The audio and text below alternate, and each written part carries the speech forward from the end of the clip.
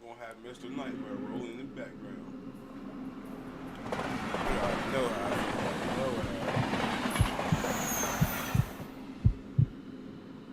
Hopefully I don't dox myself by writing this, but I'm a graffiti artist. Or as some might see it, a delinquent. I'm fine with either title. Point is, I like to spray paint, and I'm decent with a can in my hand. The tagging community is atrocious. People aren't friendly, and there's no respect between artists. Because of this, I've adopted a much more inconspicuous routine. I like tagging up quieter spots where my art likely won't be seen by other artists or the general public. Old train lines are usually a good bet since the train cars are endless and new trains get decommissioned and left to rot on them all the time. My friend Lucas likes to come with me when I tag up, even though he's not big into the whole thing himself. I welcome the company. Some people don't understand the importance of a good friend, and I think that's sad. Most of my other friends don't seem to respect my time or interests as much as he seems to. Lucas and I found ourselves smoking on some nameless set of old tracks I found earlier that day on Google Maps. I'm not a big stoner myself, but he smokes a lot of weed, so I often indulge to match his vibe.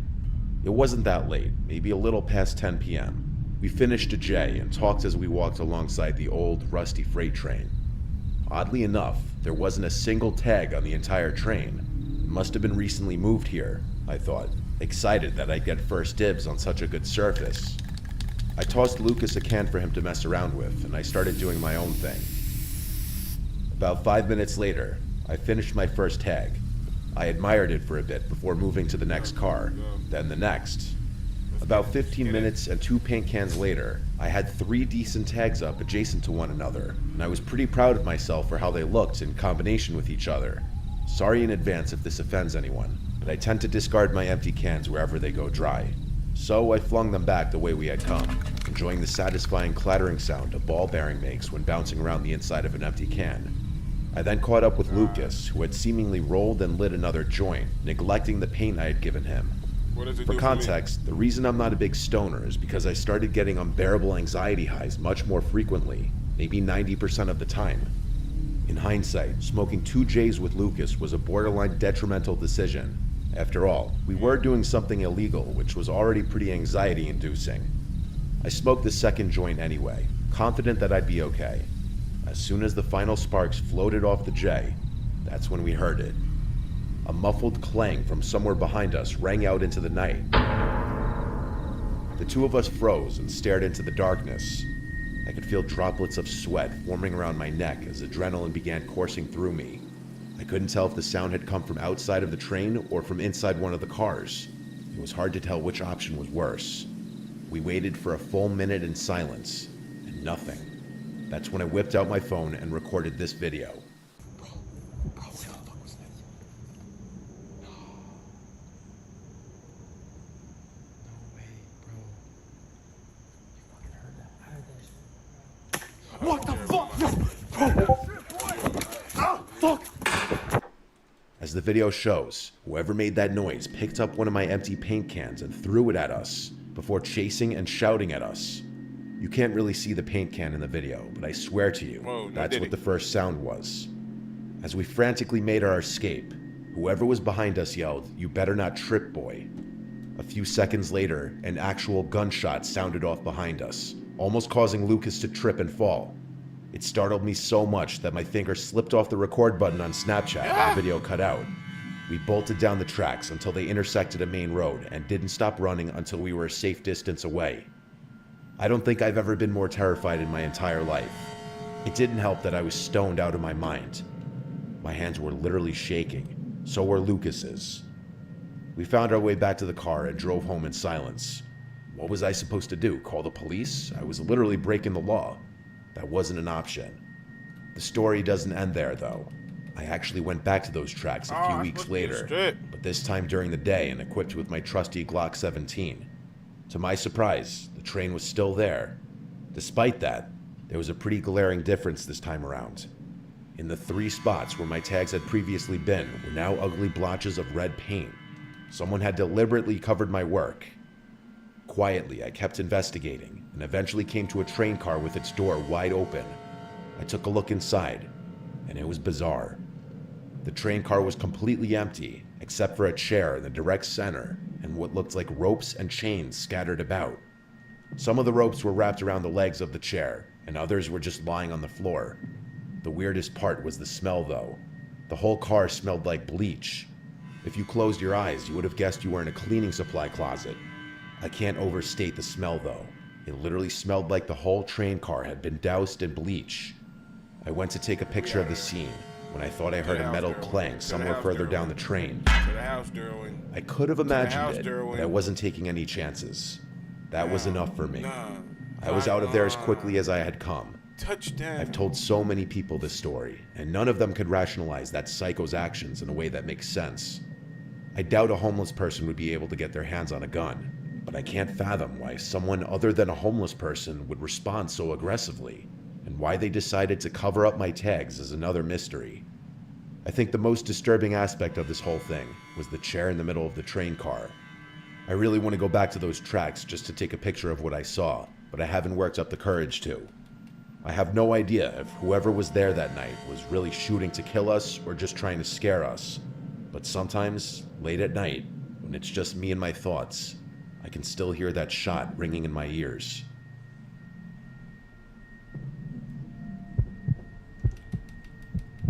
We got a fumble. Who got a fumble? As I'm writing this, Where it's we early going? July. This story took place at the beginning of summer. I usually try to hang around my college town or travel to Europe in the summer as a way to avoid going home, but that wasn't a possibility this time around. I found myself reluctantly returning home at the beginning of the summer. I just had to make it through 1 week, and then I'd be on a plane to Germany. I didn't really feel like seeing any of my old friends, but I wasn't too keen on staying home either. So I found myself waking up early and spending my entire days hiking, watching movies, or even just driving around aimlessly. It was my last day home. I was getting bored of the stuff I had been doing and wanted to do something a little more exciting. My friends and I used to train hop, one of the many unruly activities that I had since cut out of my life. I decided what the hell and drove to a secluded set of tracks I knew about. Freight trains always passed through here, so I knew there would be many options. The tracks were surrounded by trees and various flora, part of the reason I had chosen them. The last thing I needed was to be caught for doing an illegal activity after having been clean for so many years. I parked my car and made my way over to the tracks. Go, Mike Let me Evans. describe the layout so it's easy to understand. This specific set of tracks ran through the trees for a while before entering a tunnel. There was a very small clearing on the other side of the tunnel and then a massive bridge over the water. My friends and I used to ride the train all the way across the bridge, but since it was just me, I would have no way of getting back to my car unless I felt like walking 10 miles. So I decided that I'd hop on the train and take it through the tunnel, hop off, and get a peaceful walk back to my car. I walked along the tracks and waited for a train to pass. It was probably 2 or 3 in the afternoon. Finally, after about 10 minutes of walking, I started to feel the familiar vibration in the rails. I quickly ran to the side and tried my best to stay out of sight.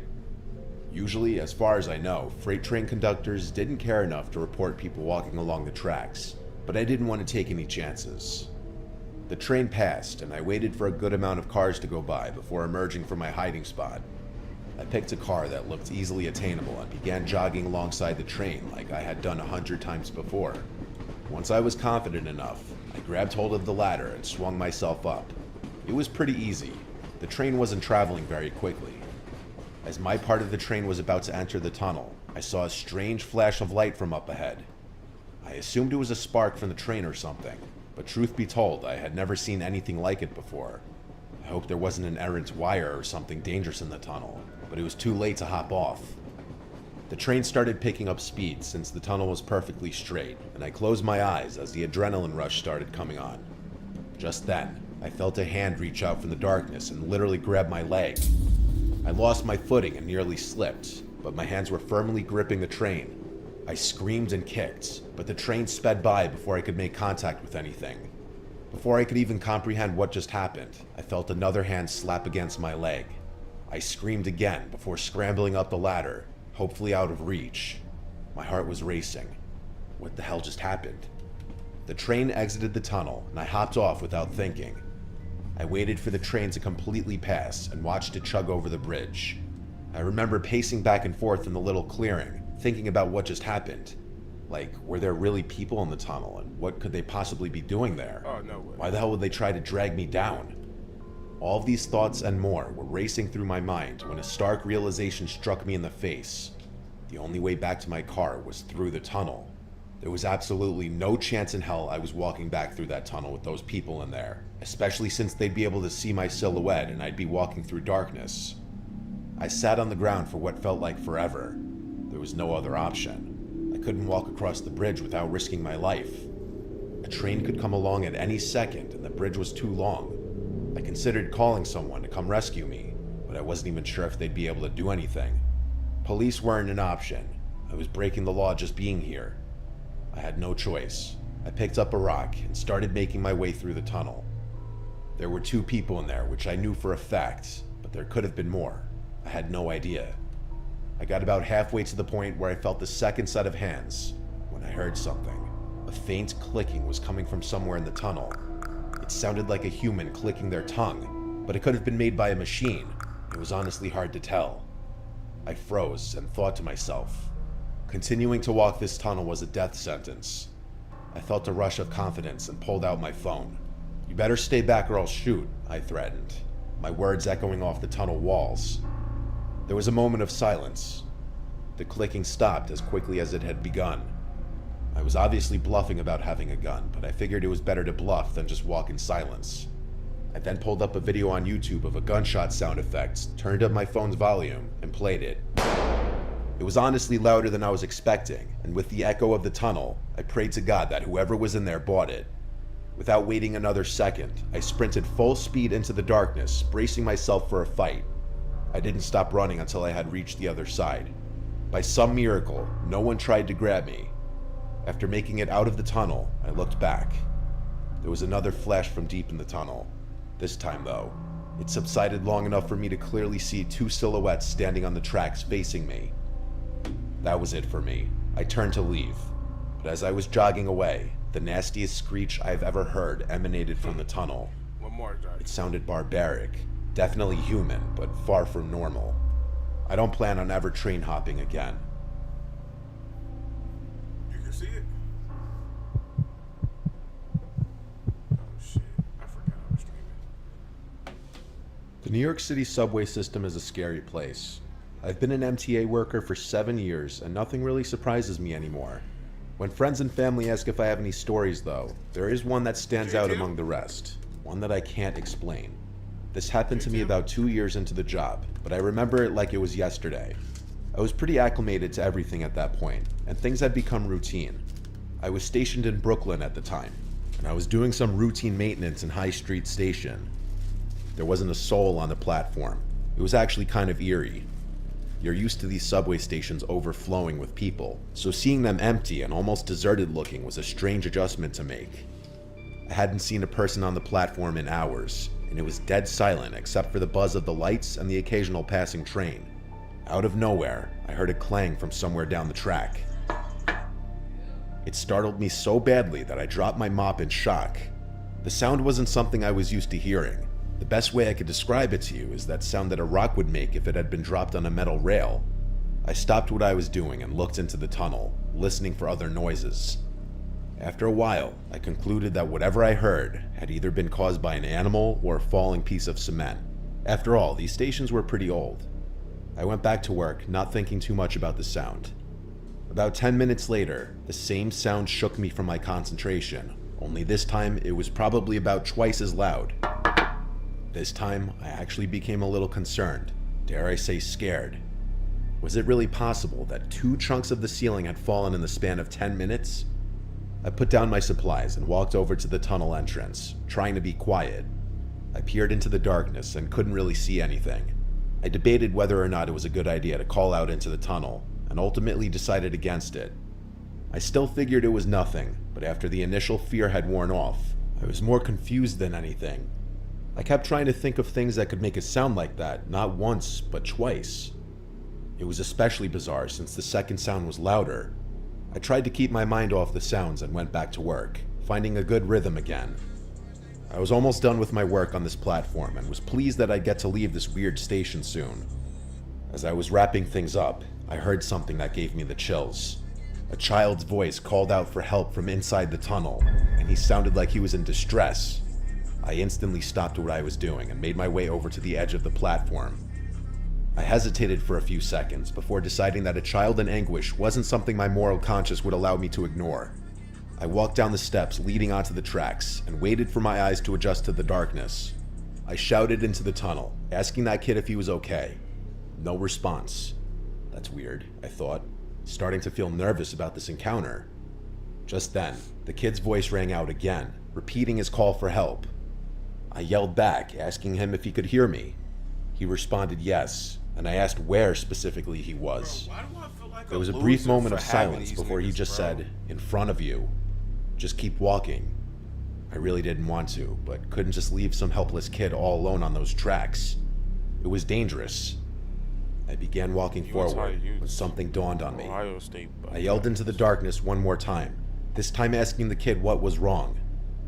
An uncomfortable pause again before the kid responded, "Just keep walking."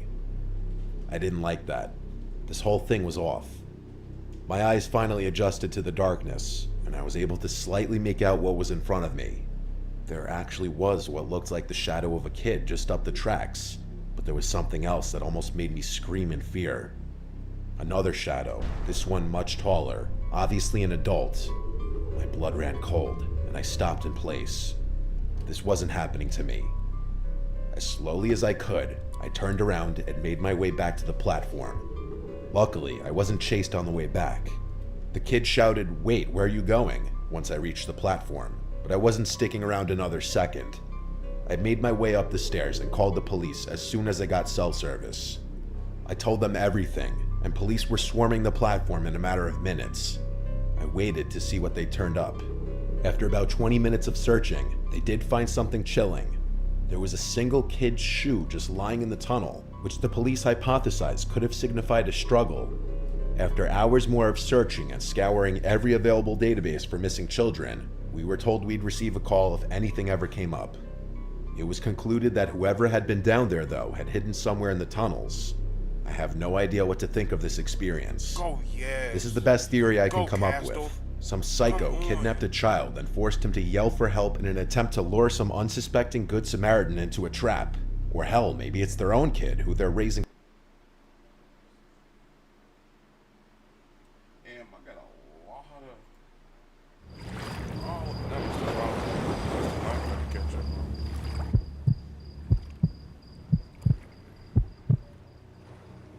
Summer is the greatest season by a long shot. That's a hill I'll die on any day. My love for the summer doesn't revolve around partying or drinking as you may expect, but nature. Warmer weather and the outdoors are inseparable in my opinion, and I guarantee you that when the heat rolls through, I spend more hours outside than inside. It was a warm night in mid-June a few summers ago when this happened. I was 17 or 18 at the time. I ain't changing my For playbook, context, but I definitely there's a gonna change massive uniforms. nature preserve near my house. When I say massive, I mean it. It's close to 1,000 acres in size. To this day, there are still parts of it that I'm positive I haven't explored. 2 of my friends and I agreed to spend a night camping in those woods. Technically, camping there was strictly forbidden and borderline illegal, but we figured that there was no chance someone would catch us in this dense forest. We just have to trek as deeply as possible. Chuck was the camping fanatic of the group.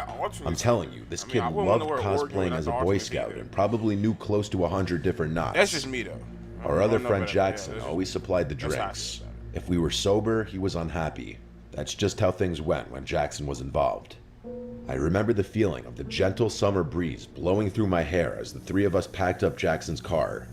The weather was ideal, not too cold, not too hot.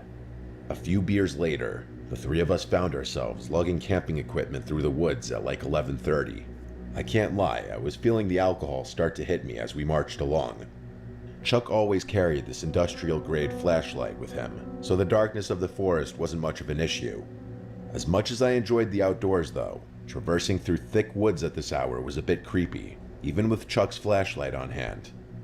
After close to half an hour of straight walking, The three of us found ourselves in a small, flat clearing that was an ideal spot to set up camp. We pitched our tent as per Chuck's instruction and set our chairs up. The fire was the next step. Chuck once again took the lead on this, and after a few more minutes, we had a pretty decent fire going. Jackson reached into his bag and tossed me another drink. He then grabbed his JBL speaker and started playing some music. The vibe was perfect, and we must have been talking and drinking for a good 2 hours. We were all pretty drunk at that point, and I could tell the other guys were just about ready to pack it up for the night. Jackson turned the music down and started collecting discarded beer cans. Just then, a deafening whistle pierced the silence.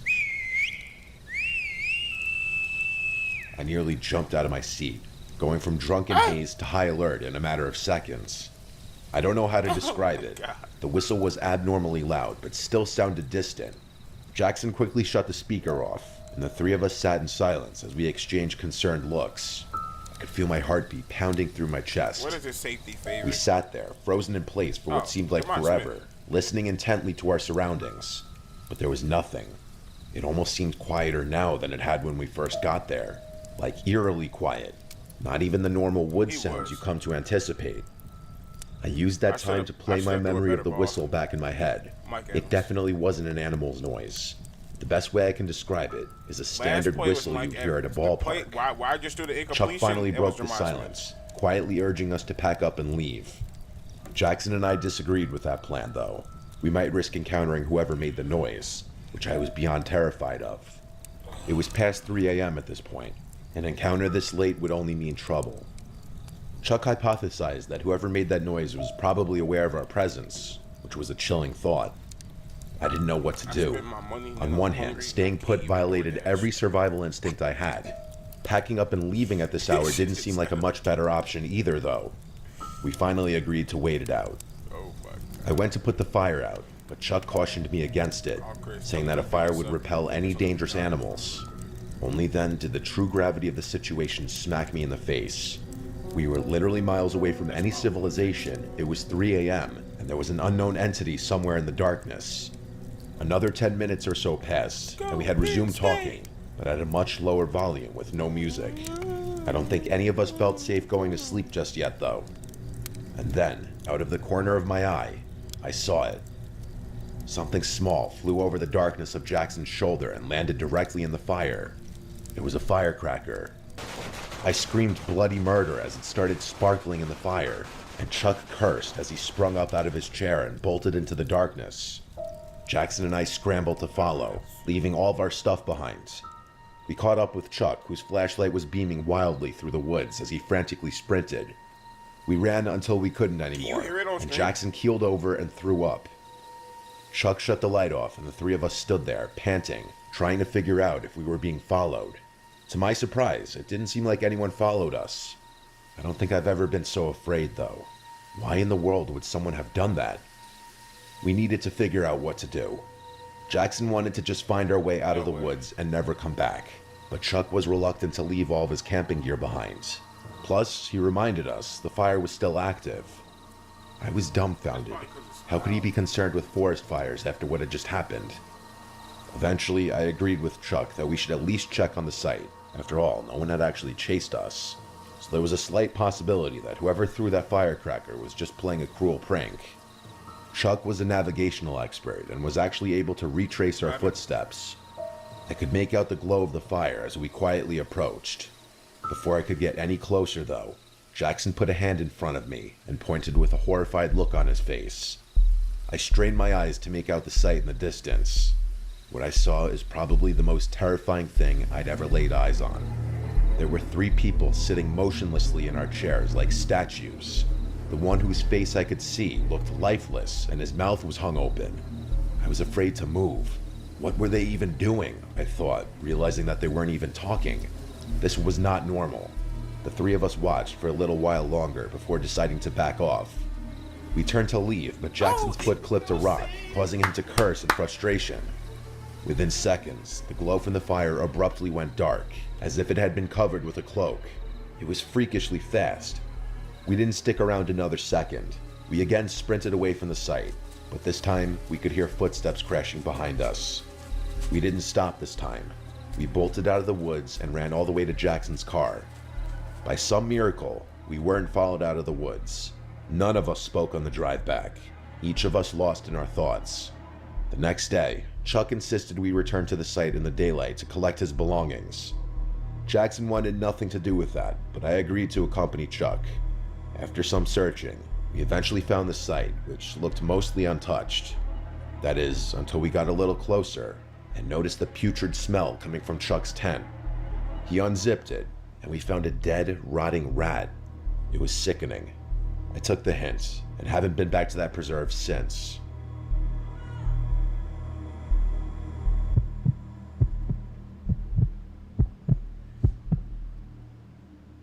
This ongoing issue started about a month ago, but let me provide some context first. I'm 24 years old and I live with my parents.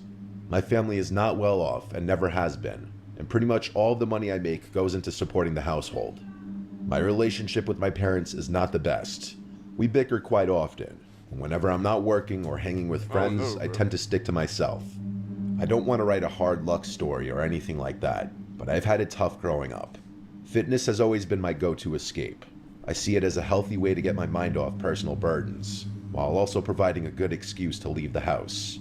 There's a park about a 10-minute drive from my house that has a workout facility, with bars for pull-ups, dips, and other calisthenic exercises. During the summer months, I like to go there to work out as nature helps calm my mind. I like to go at nighttime because since it's a public park, it tends to get busy during the day. So one night, while my parents were arguing, I decided to slip out of the house to go work out. It was an extremely hot summer night, probably 85 degrees. I remember breathing in the humid air as I walked from my doorstep to the beat-up white Corolla sitting in our driveway. I started the rickety engine and rolled down the windows as the warm summer breeze flowed through my hair. I arrived at the park and exited my car. I was the only car in the lot. It was probably 10 or 11 p.m. The park was completely empty at this time. The beautiful scenery mixed with the steamy air to create a soothing atmosphere, which is another reason why I like this park so much. It sits on top of a hill that overlooks the downtown area of my city, which always adds pleasant and sentimental emotions to my evenings. Anyway, I started a set on the pull-up bar. I wasn't really counting the repetitions. When I work out, I just do it till failure, then take a break and do it a couple more times. It was somewhere between my sets when I took a break to loosen up my arms. Before I got back on the bar though, an indescribable feeling came over me, and a subconscious urge forced me to turn my head around. Standing literally a foot away from my face was a tall, beaten-looking man. I actually screamed and jumped like 5 feet back. He let out a raunchy, boisterous laugh and apologized, saying he didn't mean to scare me. His appearance and mannerisms were extremely eccentric right off the bat, like he was damn near face to face with me. He clearly had something wrong with him. I asked him why he was so close to me, and he said he lives here. He explained that he sees me working out here all the time, and asked me if I could teach him. Now, I'm a very non-confrontational type of person, and especially during a time like that, I really just wanted to be left alone. I awkwardly but politely told him I'm just going to do some pull-ups and leave. I hopped back on the bar and continued my set. His words marinated in my mind. He sees me here all the time? I felt the gaze of his eyes burning the back of my neck, but like I said, I'm very non-confrontational. While he did make me increasingly uneasy, didn't really know what to say or do about it. But then something really weird happened. Right as I was about to finish my set, I heard him mutter my full name. My blood instantly turned cold as I jumped off the bar and slowly backed away. I said a shaky, "What?" He didn't respond, and instead just stared at me with this crazed, wide-eyed smile. I thought I might have been hearing things. That's how bizarre it was. I started to get an awful feeling in my gut, like something bad was about to happen. Without another word, I decided to quickly walk back to my car and leave. I felt that man staring at me while I retreated, and thankfully he didn't follow me. Before I left the park though, I took one last look, and I saw him hanging from the bar, attempting to do a pull-up. I watched as he grabbed the bar, tried to pull himself up, and then failed and tried again, in the exact position I was previously in. I swiftly left the park without looking back. The entire ride back, I questioned myself. Did he really say my name? Was I hallucinating? I tried to forget about it. And eventually I Yeah, did. so I'll definitely be sitting on I woke up 300K early the by next the day to time get you to feel work. me? I work construction and I have to wake up very early before my parents. So I was the first one to notice the unmarked envelope sitting at my front door. It was addressed to me. I picked it up and figured I'd read whatever was inside whenever I had the chance. It was another sweltering hot summer day, and I took my lunch break early to cool down. I sat in my car while eating my pre-made sandwich and decided to open the envelope. I didn't really know what to expect, but never in a million years did I think I'd find 10 printed photos of me. They were all unknowingly taken. One was of me in my car, one was of me at work, one was of me exercising at the park. I instantly remembered that creepy man from the night before and started to feel uncontrollably nauseous. I stared in disbelief as I flipped through the rest of them. One was of my house, and the worst of all was a photo of me sleeping, taken from outside my window. I nearly choked on my food as tears rolled down my cheeks. I felt unsafe. I told my boss a serious issue popped up and I left work right away. He wasn't happy with me, but I didn't care. I took a picture of the photos and drove directly to the police station. I gave the police the photos and explained my encounter at the park. I described the man to them, and they said they would look into it.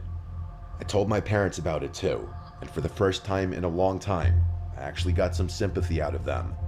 More things started happening though. A couple nights later, at like 3 a.m., I awoke to knocks at the door. I didn't open it, assuming the worst. One day, I found a sticky note pasted to my car window with a heart drawn in Sharpie. I went back to the police to report this, and they said they would open up a stalker investigation. I haven't heard back from them yet. I figured it's hard to build a case without having concrete evidence. This happened about a month ago, and I've been on high alert ever since. My parents are looking for a new home, which is already tough given our financial situation. I'll update if anything further happens, but until then, I'll continue to sleep with one eye open.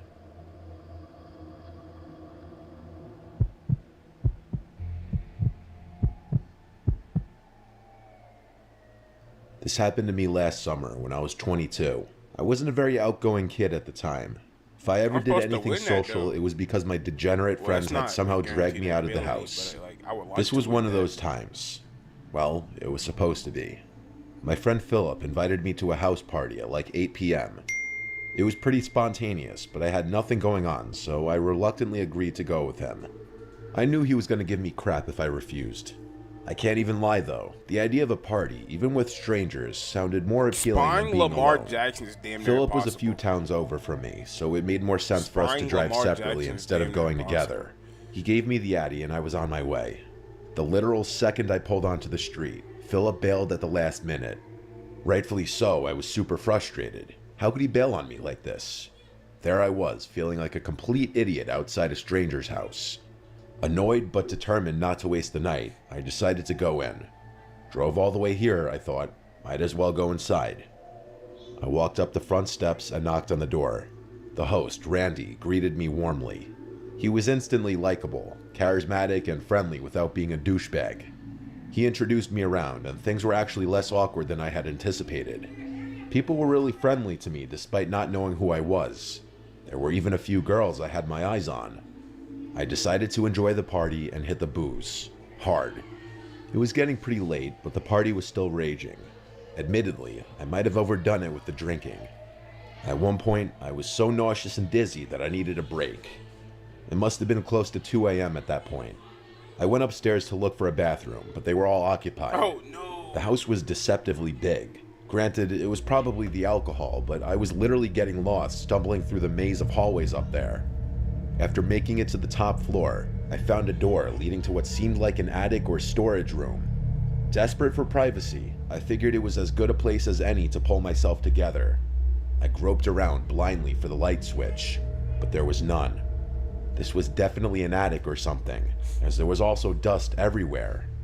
There was a window in the far corner which I opened, allowing the cool night breeze to wash over me.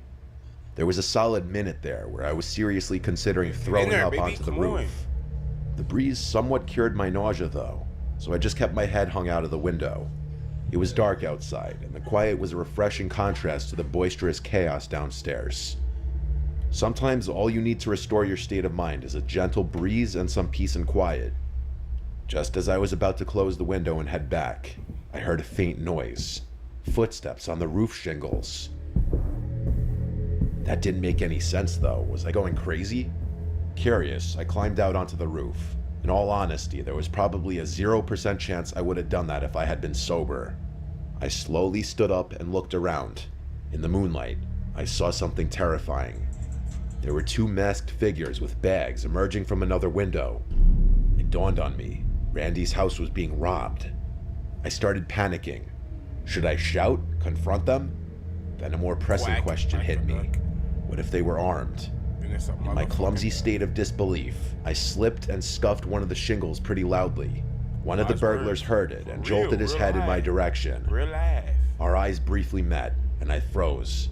He nudged his partner, and the two of them quickly started making their way across the roof. Adrenaline surged through me. I couldn't let them get away. Randy had been so welcome. I felt a surge of loyalty. I decided to act. I quietly followed the burglars across the roof, keeping a safe distance. They headed towards a sloping part of the roof for an easier escape. As they climbed down, I pulled out my phone to dial 911, but fumbled in my drunken state, dropping it. The phone clattered loudly and the burglars turned sharply. "Who's there?" one of them hissed. Heart pounding, I ducked and scanned my surroundings, spotting a loose roof shingle. Without thinking, I grabbed it and hurled it towards them. It missed, but the noise startled them, causing one to lose his footing. He tumbled down the roof, crashing into the gutter before falling to the ground. The other burglar, now panicked, leaped to a neighboring tree and scrambled down. I rushed to the edge of the roof and saw the fallen burglar, groaning on the ground. I needed to alert everyone. As I turned to head back, I heard sirens. Someone else must have called the cops. I stumbled back into the attic room and made my way downstairs, trying to appear calm. The party was still in full swing, oblivious to the drama outside. I found Randy laughing and chatting with guests. "Randy, you need to call the police. There's been a robbery. I saw the burglars on the roof," I said. Randy's face turned from amusement to shock. "Are you serious?" he said. As he hurried to make the call, I explained what happened. The party mood shifted from celebration to concern. Apparently, one of Randy's neighbors had coincidentally already called the police to file a noise complaint, which was an incredibly ironic turn of good fortune. When they arrived, I recounted my story, leading them to the injured burglar. The man was arrested, but his partner had fled. The party ended abruptly. People started scattering and the lights got flipped on. I tried my best to act sober, but even after all that happened, I was still stumbling a bit. Randy thanked me profusely, still in disbelief. As for me, I was just glad I could help, despite the bizarre and terrifying circumstances. Looking back, I still can't really explain why the burglars wouldn't have chosen a house having a party to rob, but maybe they had prior knowledge of the house and knew no one would be upstairs. I figured that would be the end of the story, but fast forward a few months, I've got quite the update. I was playing video games at Philip's house one night when he got a call from Randy, who invited us over for a few beers. Up until that point, I hadn't actually realized the two of them were that close. The first thing I noticed when I pulled up to Randy's house was the front door and every window in sight were completely different. Was I not remembering his house right? I could have sworn the windows and the front door had been white, but they were all gray and much more heavy-duty looking. Randy waved us in and we went down to his basement. We cracked a few beers and started playing a game of pool. To my surprise, he actually recognized me from the party and thanked me again for my trouble. What he told us was actually crazy though. Apparently, the burglar the police caught that night refused to snitch on his partner and was currently serving a lengthy prison sentence. The police hadn't been able to get any leads into catching the other guy though. Randy told us that not even a week after the incident happened, his family started receiving threatening letters from an unknown sender, some of which included pictures of Randy and his family members. Obviously, they reported these occurrences, but the police had no real leads. A month after that, Randy's mom noticed a suspicious vehicle circling the house at like 1 a.m. And a few days later, Randy's dad claimed that things in their backyard had been gone through and moved around. In response, Randy's dad upped their home security a degree and even went as far as to replace and reinforce all their doors and windows. I was shocked. This was still an ongoing issue for Randy, and I had no idea how serious a situation like this could get. Summer's fast approaching, and I'm sure I'll have another update when I see Randy again.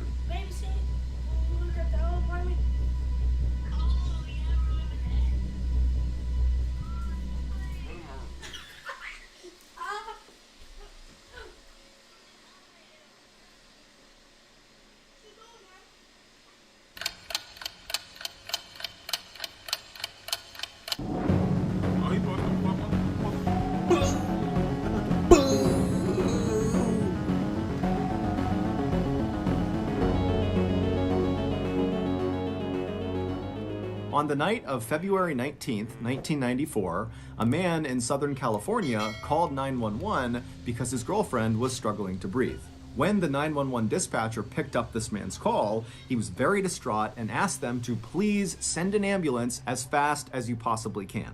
But despite how upset this man was on the phone, he was not actually surprised this situation was unfolding. His girlfriend, 31-year-old Gloria Ramirez, had been diagnosed with terminal cervical cancer just 6 weeks earlier, and the doctors had told her that she likely did not have much time left. And making this even more tragic, Gloria had actually gone into the hospital a few years earlier with symptoms and signs that she likely had cancer, but the doctors missed it. Had they caught it back then, they likely could have saved her. Still, after receiving her very grim diagnosis just a few weeks earlier, Gloria had resolved to fight her cancer as best as she could. After all, she had a lot to lose. Gloria had 2 young kids. She had a boy and a girl who were 9 and 12 years old respectively. And Gloria absolutely adored them and really devoted her life to them. In the evenings, she would play with them and help them with their homework, and the whole time she'd be cracking jokes to make them laugh and smile. And then even when Gloria was not actively parenting her kids, she was always a very positive presence in their lives. She was optimistic, she was happy, she was upbeat, and oftentimes she could be found wandering around with a big smile on her face, singing a religious hymn to herself. So, when Gloria got this terrible news that she had late-stage cancer, she was obviously terrified and sad, but she was also very determined to find a way to survive because she knew her kids still needed her. Around the time Gloria was diagnosed, her doctors told her she would begin radiation treatment for her cancer at the end of February, so she had a few weeks to wait. And so during this waiting period, Gloria found herself spending a lot of time researching her disease, looking for things she could be doing on her own right now to make herself feel better or even potentially increase the odds of her survival. So, on February 19th, when Gloria told her boyfriend that she was starting to have some issues breathing, the boyfriend didn't hesitate for a second to call 911 because he knew firsthand from living with Gloria that she was desperate to survive, and so any changes in her symptoms needed to be treated like an emergency. It was around 8 p.m. that night when the ambulance pulled up in front of Gloria's home. Paramedics climbed out, they rushed over to Gloria, they put her on a stretcher, they gave her a mask with oxygen, and then they loaded her into the back of the ambulance, and then seconds later they were flying down the road with their sirens blaring. While they sped toward the hospital in Riverside, which is a city about an hour east of Los Angeles, one of the paramedics on board the ambulance called ahead to the Riverside Hospital emergency room to talk to one of the doctors. And the doctor who answered was a 33-year-old woman named Dr. Julie Gorchinsky, and she loved her job. She loved the thrill and excitement and challenge of working in a big city emergency room. So she takes this call, the paramedics tell her that they have a patient who has terminal cancer, she's having a hard time breathing, and her heart rate is becoming very unstable to the point where if it's not controlled soon, it's going to kill her. And they told Julie they would be there in about 5 minutes. And so Julie, she hangs up the phone and immediately began preparing for receiving a critical patient, as well as getting trauma room 1 ready, which is where Gloria would be treated. Now, as bad as this situation was for Gloria, for Julie and the other nurses and doctors in this emergency room, this was kind of business as usual. They were used to receiving patients that were in very rough shape. And so as Julie and the rest of her medical team waited for this ambulance to arrive, none of them were worried that they wouldn't be able to handle this patient. They thought tonight was going to be as routine as any other night. However, they would be very, very wrong. The ambulance ride took about 15 minutes, so they pulled into the Riverside Hospital right at 8:15 p.m. And as soon as the ambulance came to a stop, the paramedics jumped out, they ran around to the back, they opened up the back doors, they pulled Gloria out still on her stretcher, and they pushed her as fast as they could through the doors into the emergency room. Once inside, Julie and the rest of her team, they took Gloria and they pushed her left down a hallway into trauma room 1. Once inside, the doctors and nurses immediately noticed that Gloria's heart rate was spiking dramatically and her blood pressure was falling dramatically. So Julie and her team began administering a standard set of treatments for someone in this condition. They switched Gloria's oxygen mask she had been using on the ambulance ride for a more powerful one. They gave her painkillers, sedatives, and drugs to help steady her heartbeat. And at first, the treatments seemed to be working because pretty quickly Gloria's heartbeat began to level out. However, it didn't last. Soon, Gloria's heartbeat was racing so insanely fast that all of these alarms were going off on her heartbeat monitor. Knowing they had to act quickly, Julie and her team began removing Gloria's t-shirt in order to administer electric shocks to her chest with paddles. This is a way for doctors to kind of reset a patient's heartbeat. As the nurses got the electric paddles ready, they and the rest of the medical team suddenly noticed two strange things about Gloria. The first was that Gloria seemed to be emitting this strange garlicky smell from her mouth. The second was Gloria's skin looked very greasy. However, despite the entire medical team taking note of these two things, no one thought they were significant. Lots of patients suddenly are brought into the ER, and very rarely do they have a chance to shower or brush their teeth beforehand. And so they figured that was the reason she looked and smelled that way. Finally, the big electrical paddles were ready, and so the nurses placed them on either side of Gloria's heart, and then they began sending powerful bolts of electricity into Gloria's chest. While the nurses worked on Gloria's heart, other members of the medical team needed to assess Gloria's overall condition, and so to do that, they needed to draw her blood. So a nurse took an alcohol wipe and cleaned a small spot on Gloria's arm, and then she took a syringe and jabbed it inside of Gloria and began the draw. And as soon as she did this, Trauma Room 1 filled with a new smell. It was a chemical smell. And Julie immediately noticed it, and she looked over at the nurse doing the blood draw, and she said, "I think it smells like ammonia in here." And the nurse, who was doing the blood draw, kind of scrunched her face up in disgust and nodded in agreement. The nurse finished the blood draw and then handed the blood vial to Julie. And as Julie was taking this blood vial from the nurse, she noticed the nurse looked suddenly very confused and very disoriented. Her eyes were kind of flickering and she was staring straight ahead like she didn't know where she was. And so Julie, she sees this in the nurse, and then she glances down at this blood vial in her own hand now, and she sees something she's never seen before. The blood inside this vial, Gloria's blood, was full of these small white crystals. But before Julie could tell anybody else in the room about these strange crystals in the patient's blood, the nurse who had done the blood draw went from being dazed and confused to collapsing on the ground. Luckily, another doctor had seen the nurse starting to collapse and dove out and caught her right before her head hit the ground. This collapsed nurse was very quickly placed on a stretcher and wheeled out of Trauma Room 1 so the other doctors and nurses could focus on Gloria, who was obviously dying.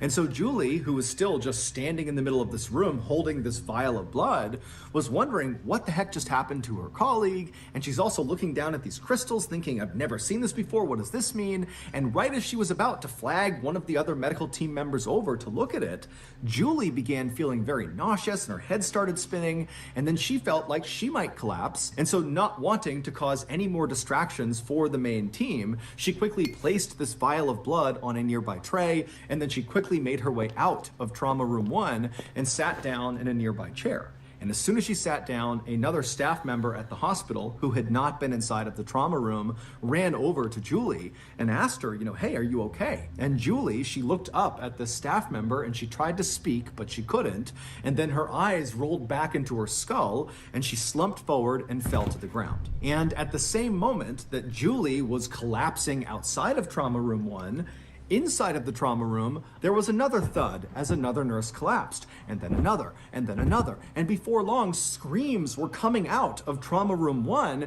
as people inside who had not collapsed yet are looking around, seeing their colleagues just dropping like flies for no reason. And so pretty quickly, the call came out over the hospital intercom to evacuate the hospital. The only people that would stay back would be a skeleton crew of doctors and nurses and Gloria, because they felt like moving Gloria outside right now would likely kill her. We need to save her right now. Outside the hospital, the parking lot very quickly filled up with doctors and nurses and other sick people on stretchers. People were screaming and crying, sirens were blaring, and the medical staff that was still healthy was running all over the place looking for supplies to help treat their coworkers. Meanwhile, back inside of trauma room 1, things for Gloria only seemed to be getting worse. The 4 doctors and nurses who had stayed back continued to administer more drugs, more shocks to her chest, more oxygen, but no matter what they did, her blood pressure continued to fall and her heartbeat became fainter and fainter and fainter. Finally, at 8:50 p.m., roughly 35 minutes after Gloria had first been wheeled into the emergency room, she died. In that 35-minute window, 23 of Riverside Hospital staff had either collapsed or become very sick and then collapsed, and many of them had to be hospitalized. But the most affected person by far was Julie. She was in such bad shape by the time she made it out to the parking lot that she was actually put on an ambulance from her hospital and driven to another hospital where she was admitted to their intensive care unit. And there, a nurse drew her blood, and in it were little white crystals, just like in Gloria's blood. At 11 p.m. on the same night all this craziness happened, a hazardous materials team dressed in full hazmat suits entered the Riverside Hospital to look for a chemical leak, because that was the running theory that some sort of leak had happened in the hospital, it had made its way into trauma room 1, and that's what had caused everyone to collapse and get sick. But despite an extensive search, the hazmat team did not find any leaks. Stumped, authorities decided to just be extra careful around this hospital and around Gloria's body until they figured out what had happened, because the fear was there was some sort of unknown or hidden toxin either in this building or on or in Gloria's body. 6 days after the incident, inside of a special airtight room while wearing full body protective suits, doctors performed an autopsy on Gloria. And they discovered there was absolutely nothing toxic inside of her.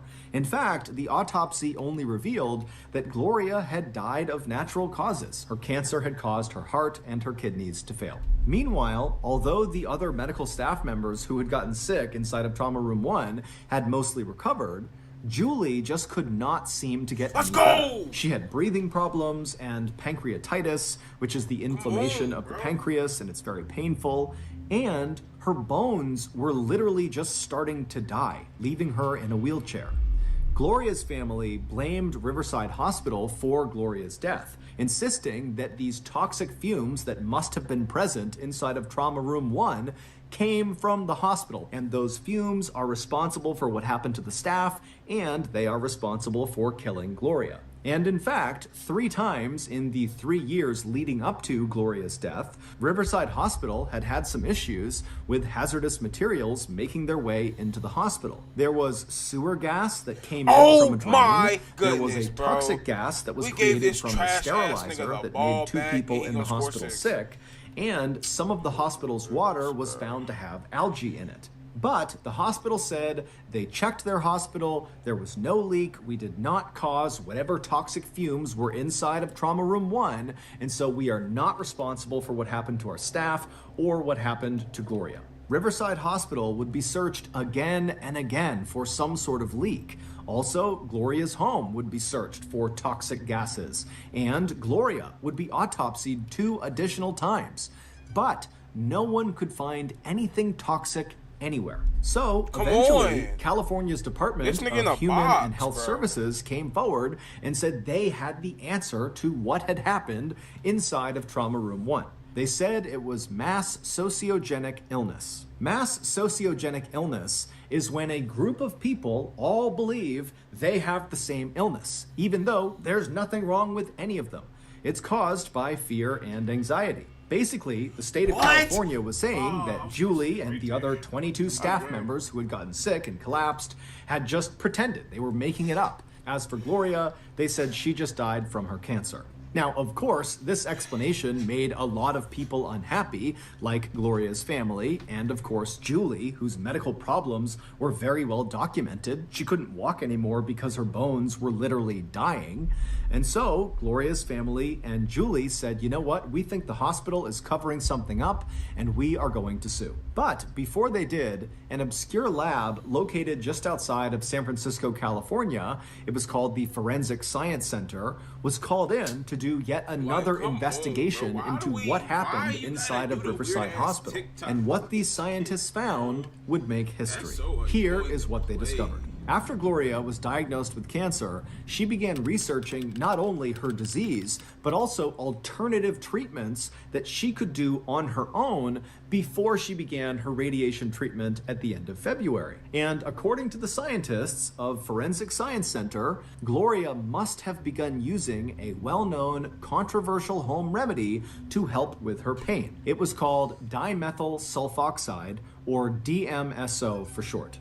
In the 1960s, DMSO was prescribed to treat pain and anxiety, but as it became more popular, it was discovered that it could cause eye damage, and so the government said, you can't use this anymore. But even though DMSO was no longer available as a medicine, it was still being sold in gel form inside of hardware stores as a heavy-duty degreaser. And it was this type of DMSO, the gel form, that Gloria had begun rubbing all over her skin, head to toe. This was the reason when she arrived in the emergency room, her skin looked greasy because she was literally covered head to toe in this gel. It was also why her breath smelled like garlic, because after DMSO is absorbed into your bloodstream, you emit a sort of garlicky smell both through your pores and out of your mouth. But the discovery that Gloria had been using DMSO did not account for why all these people in the hospital began collapsing and falling ill when they were around her. It turned out on the night that Gloria's boyfriend called 911 because Gloria was suffering from breathing problems, Gloria was also suffering from another medical issue, but it was so minor, the boyfriend didn't think to bring it up to the 911 dispatcher or to the paramedics when they arrived. And this secret medical condition that Gloria had was a urinary tract infection, which is an infection in any part of the urinary system. These are very common and usually very easy to treat. But what nobody realized was that because Gloria had this infection, her body was not flushing out the DMSO chemicals that had seeped inside of it from all this gel on her skin. Still, even very large amounts of DMSO chemicals inside of your body or on your skin is not enough to cause any harm to you or people around you. The danger started when the EMTs in the ambulance put that oxygen mask on Gloria's face as they transported her to the hospital. Suddenly, there was this new chemical being introduced into Gloria's body, oxygen.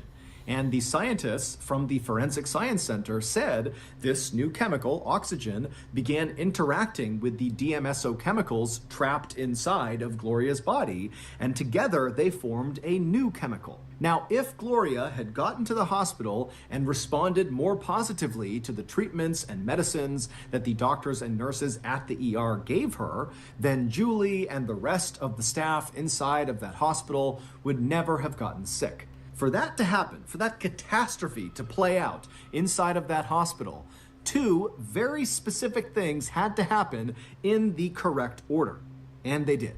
First, there was the electric shocks. When the medical team was pumping electrical shocks into Gloria's chest, the scientists from the Forensic Science Center say those charges of electricity interacted with that new chemical that had been created inside of Gloria, and it changed this new chemical again. And this time, the change made the chemical deadly. It became what's known as dimethyl sulfate, which was used as a chemical weapon in World War I. Once Gloria received those shocks to her chest, her body basically became a canister of nerve gas. And then one of the nurses drew Gloria's blood, which was the second event that ultimately set off the catastrophe. Emergency rooms are typically kept fairly cold, roughly 66 degrees Fahrenheit. But when this new deadly chemical was created inside of Gloria, it was still inside of her body where it was warm. And for dimethyl sulfate, when it is warm, it's unstable and much less dangerous. But when that nurse drew Gloria's blood, inside of the blood was the deadly chemical, and now it was no longer in Gloria, it was in this cool 66-degree room, and so it began to stabilize and started producing those little white crystals inside of the blood vial that Julie saw, and as it stabilized, it turned into a gas, and it filled the room, and the staff began to breathe it in. The scientists from the Forensic Science Center do not think that this mass poisoning event contributed to Gloria's death, meaning Gloria did really die from her cancer. Gloria's family has denied that Gloria ever used DMSO, and they still insist that the hospital was responsible for Gloria's death. The hospital would ultimately pay $800,000 in settlement money to Gloria's family, but the hospital would never admit that they did anything wrong. Julie's lawsuit against the hospital was ultimately dismissed, and her bones never really recovered from the damage that was done to them, despite 8 surgeries to try to fix them. However, Julie would eventually go back to being a practicing doctor at another hospital, and she has said the ordeal she went through inside of Trauma Room 1 at Riverside Hospital actually made her a better doctor.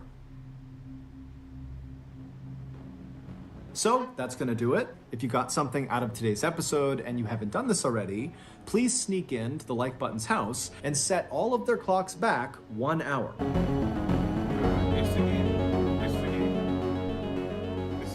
In 1804, a man named John Bell decided his farm in North Carolina was just too small for his growing family.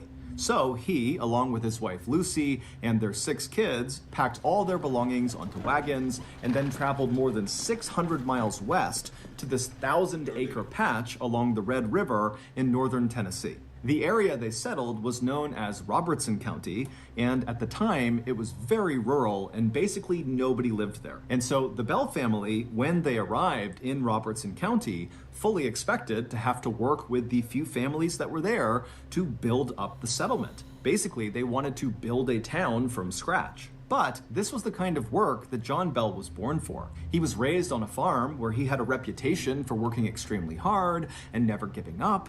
John was very generous and excellent at working with other people. In fact, when his family was still in North Carolina, John and his very gentle and sweet wife Lucy would open their door to anybody who needed a place to stay or a hot meal, and sometimes John would just give money to his neighbors when he felt like they were down on hard times. So, after arriving in Robertson County and after the Bell family had met their few neighbors, John Bell got right to work. First, he began clearing trees off of his land, and then with that lumber, he built a 1.5-story log house up on this hill not far from the Red River.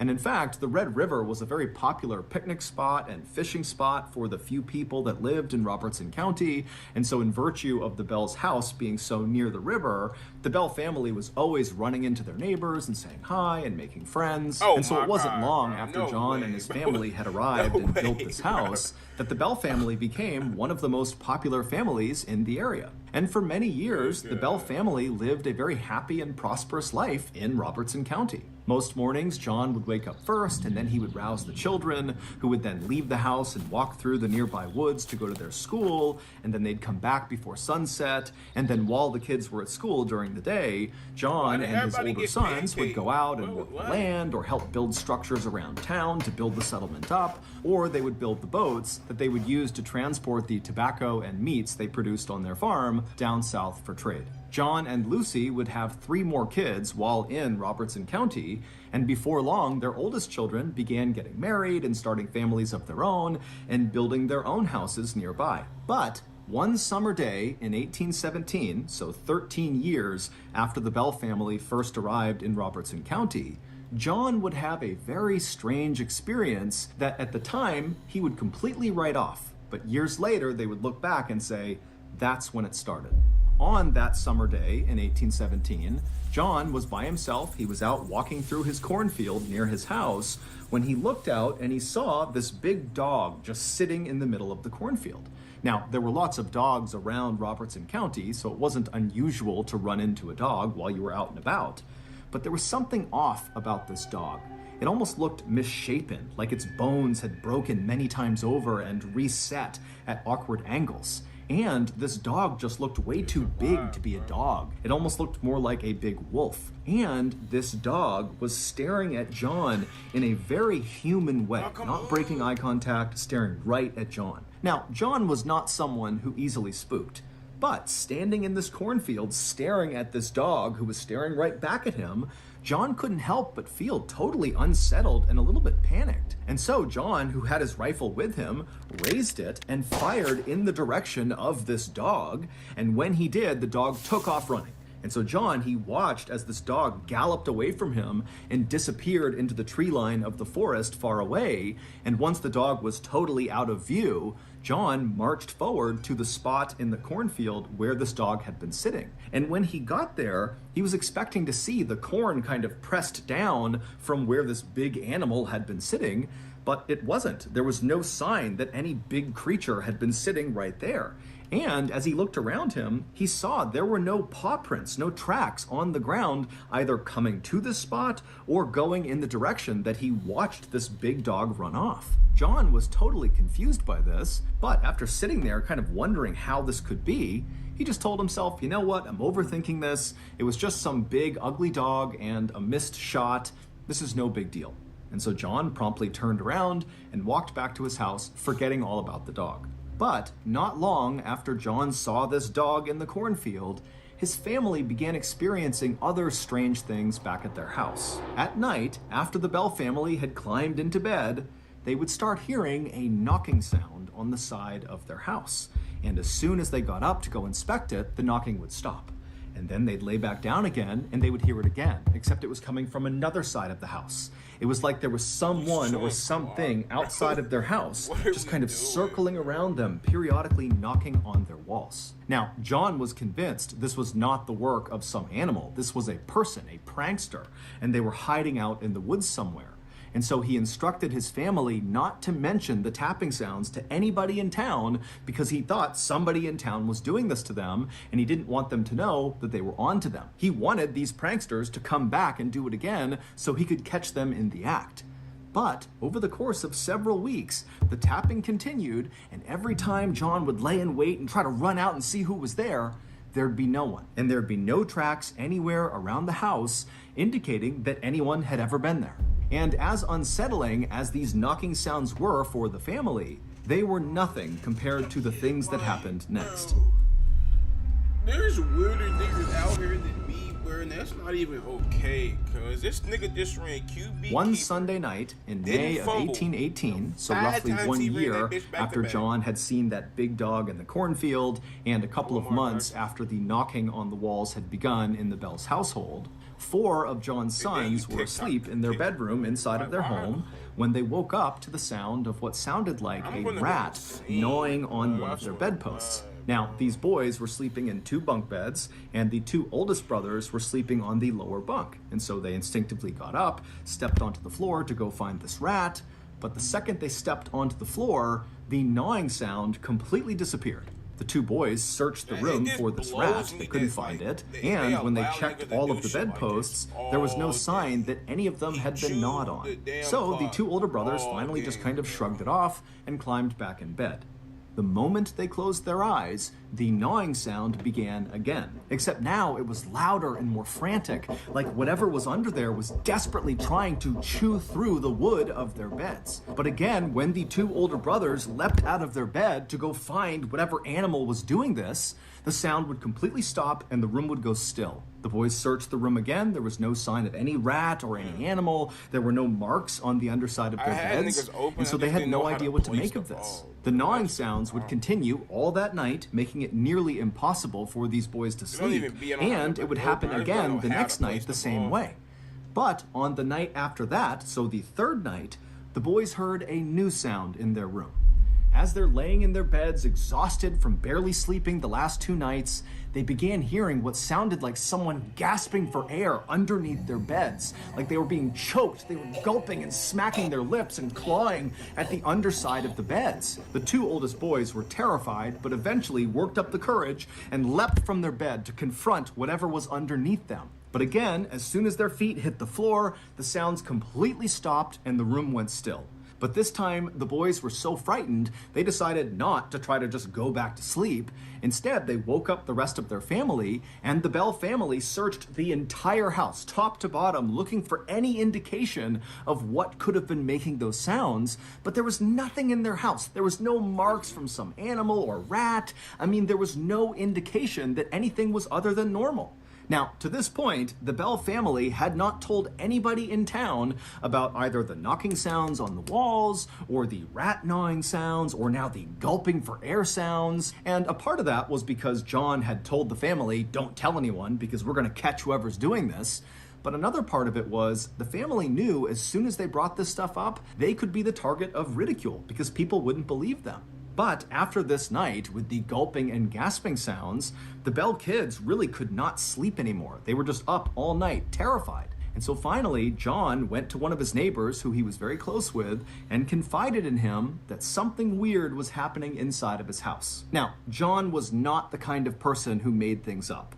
He was very straightforward, very honest. He didn't even tell jokes. And so this neighbor, as he's listening to this unbelievable story, just takes John at face value and says, you know what? I'll stay the night in your house and I'll see if I can hear all these strange sounds. That night, the neighbor would stay with John Bell and his family in the Bell household. And sure enough, the neighbor would hear the tapping on the walls, he would hear the rat gnawing on the wood post in the boys' room, as well as that gasping and gulping sound coming from the boys' room. And this neighbor was so terrified that he did not last the night in John's house. He left in the middle of the night to go back to his house. After this, word spread quickly around Robertson County about what was happening at the Bell household, and the way the townspeople reacted was very supportive. I mean, the Bell family had been instrumental in building up the settlement, and John and his wife Lucy were so kind and generous, and so the townspeople decided that they were going to find a way to rally around the Bell family and try to help them. So other people in town began volunteering to spend the night inside of the Bell household with the Bell family. One, because they wanted the Bell family to feel some security, having some more people around them. And two, these people were thinking that maybe just their presence inside of the Bell household would scare off whoever or whatever was tormenting the Bells. But no matter who stayed inside of the Bell household, the noises persisted every single night. Townspeople came up with all sorts of explanations for what was happening to the Bell family,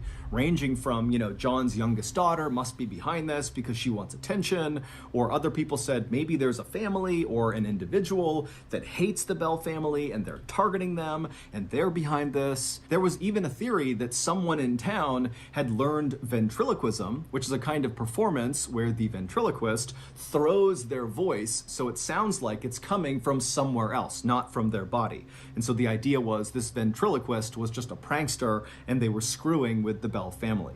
But the townspeople searched the Bell's house with the Bell family over and over again, and they never found any sign of what could be making these noises. The people in town even went so far as to have people watch each member of the Bell family as they slept at night to make sure none of them were responsible for these sounds. And sure enough, as the Bell family was being closely monitored, the noises would start, and it was very clearly not coming from anyone in the Bell family. As the months went on, and the Bell family was forced to endure whatever was going on inside of their home, the people in town started to notice something odd about John Bell. Normally, John was a very engaged person, that when he spoke to you, he was locked onto you and really paying attention. But at some point, after these mysterious things began happening at his house, John would be talking to someone, and then suddenly his eyes would kind of gloss over and his jaw would go slack, and it would look like he was staring off into the distance. And then his face would start to twitch. And at first, these twitches were fairly minor and were centered just around his eyes. But over time, these twitches became much more dramatic, to the point where his jaw would start to kind of quiver up and down, and his eyes would begin blinking out of sync. And then when the twitching finally stopped, John, without saying a word to the person he had just been talking to, would just wander back to his house. He'd go up to his bedroom and he would sit on his bed for hours and hours and hours, just staring at the wall, not eating, not drinking, not saying anything. The Bell family felt like they were hostages in their own home. They had no idea what was causing these things to happen or why they were happening, and they were all filled with this constant sense of dread. As for the townspeople, most of them had come to believe that whatever was happening to the Bell family was likely caused by their neighbor, Kate Batts. Kate was known to be very eccentric and kind of unpleasant, and she was known to be fairly unlucky because her husband had become disabled and her 3 kids had all died young. Kate also had this strange habit of using really big, complex words in her conversations, but she misused the words, and so everything she said kind of sounded off. Townspeople would talk about Kate Batts' witch, and they started referring to whatever was causing the strange phenomenon at the Bell household as just Kate. However, when Kate found out about this, she was totally offended and said she had nothing to do with whatever was happening to the Bells. By September of 1820, the terrifying happenings at the Bell household had been going on for 3 years, and somehow the Bell family had just learned to live with it. However, John Bell was not doing good. It was like the longer these strange things were happening, the more and more John seemed to become a shell of his former self. His sudden dazes and twitching fits began to happen more and more frequently, and the time he would spend afterwards sitting in his bedroom staring at the wall in silence would go on longer and longer and longer. In private, John would tell his wife, Lucy, that he believed someone or something was torturing him to death. And then one day, as John was getting sicker and sicker, one of his daughters, Esther, left the house to go gather up some eggs in the hen house, which was across the lane from where the Bell house was. And so she left the house, she crossed over the road, she began walking up towards this hen house, and as she was walking, she heard what sounded like someone moving behind her. And so she turned around and she saw there was this woman dressed all in black with her head down, walking slowly down the road she had just walked on towards her house. So she's basically walking exactly where Esther had just come from, but Esther had not seen her until just now. So she wasn't really sure how this woman had arrived on the road, but Esther wasn't worried. She looked at this woman, she didn't recognize her, but just assumed she was somebody from town, and that was it. And so Esther turned away from this woman and walked the rest of the way up to the hen house. She went inside, she got the eggs in her basket, and then when she came back outside again and she was back on that road, now facing in the direction of her house, she saw this woman in black with her head down was still trudging along slowly, now much closer to the Bell household. And so Esther, she began walking down the road, looking at this woman, trying to figure out who she was. And as she got closer and closer, she realized she recognized her as somebody from the village. This was a neighbor of hers. And so Esther yelled out a friendly hello. But this woman in black with her head down didn't turn around, she didn't react, she just kept on slowly walking down the lane towards the Bell house. And so Esther began walking a little bit faster, getting closer and closer to this woman, and she yelled out a few more times, "Hey, hello, how are you?" But each time, this woman in black just appeared not to hear Esther. And Esther, she's looking around, and there's nobody else out. It's just her and this woman who's now about 15 feet away from her. And so Esther starts to feel really uncomfortable about this woman. And so Esther just stops on the road and stares at the back of this woman. And the second Esther stopped, this woman who was trudging along also suddenly stopped. And then she reached up with her hands, her back is still to Esther, and she took her bonnet off of her head. A bonnet is a type of hat. And then she dropped the bonnet on the ground, and right away this woman's black matted hair kind of tumbled down over her back. And then this woman, without moving, began reaching up and stroking her hair, running her fingers through her hair as if she was trying to comb it out. And so Esther is watching this, kind of wondering what's going on here. And so Esther began walking slowly closer and closer to this woman to make sure she was okay. But with each step that Esther took towards this woman began running her hands faster and faster through her hair until it almost looked impossible. She was moving so fast. And then Esther realized with horror that she wasn't just combing her hair. This woman was grabbing clumps of her hair and pulling them out of her head. In fact, Esther could literally hear the hair being ripped from this woman's scalp. And so before long, there was hair all over the ground around this woman. And so Esther at this point is terrified. She thinks there's something wrong with this woman. And so she runs around this woman without looking at her, charges into her house, which is right in front of this lady. She goes inside, she locks the door behind her. And then Esther calls out for one of her sisters who was home and said, come here, come here. And the two of them went to the front window and they look out onto the road and they see the woman. She's still there in the same spot, ripping her hair out, but Esther makes eye contact with this woman. And the second that happens, the woman freezes. Her hands are still in her hair and she's looking directly up at Esther. And Esther and her sister, they're kind of taken aback by the way this woman is looking at them. And then this woman slowly brings her hands down and she's staring up at Esther the whole time. And then she turns suddenly and walks around the side of the property out of view of Esther and her sister. And so Esther and her sister, they shriek, they leave the front window and they run over to the side window where this woman was heading. And they saw this woman climbing up and over their fence, getting into their side property. And behind her were now 3 children who they had not seen before, just marching right behind this woman in black. And so this woman and these 3 children, in plain sight of Esther and her sister, they walk into this grove of trees on the Bell property. And so Esther and her sister, they're just staring. They have no idea what's happening. And then one by one, the woman first, then each of the children climbed their own trees. And then once all 4 of them were up in these trees, they turned around so they were all looking directly at Esther and her sister. And then they all began swaying with their bodies in the trees, getting these trees to bend and wave hard left and right. And so Esther and her sister are horrified, and as they're staring, Esther's husband just happens to come through the front door. And so Esther yells for him to come over here and look out the window. Look what they're doing out there. And so Esther's husband, he runs over to the window and he looks out, but he can't see the woman or the 3 kids. He can only see trees swaying unnaturally left and right. And so Esther and her sister, they realize he's not seeing what we're seeing, what's happening. And before long, they're screaming. The husband's trying to figure out what's going on. And finally, the trio just ran from the window, went out the back door, and ran around to the side yard to go confront this woman and these children.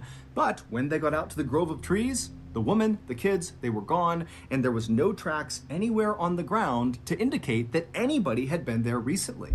Not long after this incident, sometime in October of 1820, John Bell and one of his sons were out for a walk on their farm. And as they walked, suddenly John stopped and threw his hands up to his face as if he was protecting himself from someone trying to hit him. And then all of a sudden, John's face just went totally slack and his body began to contort into these horrible, grotesque angles, and his back began to arch so far it looked like his back would break. And so John's son, he's watching this happen. He has no idea what to do. And so he just runs over and grabs his dad and tries to pull him upright. And as he does this, this horrifying shriek fills the air. John's son has no idea where it's coming from, but it's so loud it stops him in his tracks. And then as fast as all of this had happened, it all stopped. John was back to normal, laying on the ground, coming to, and the shrieking was gone. It was silent on their farm. And so John's son turns to his dad, and he sees John is crying on the ground.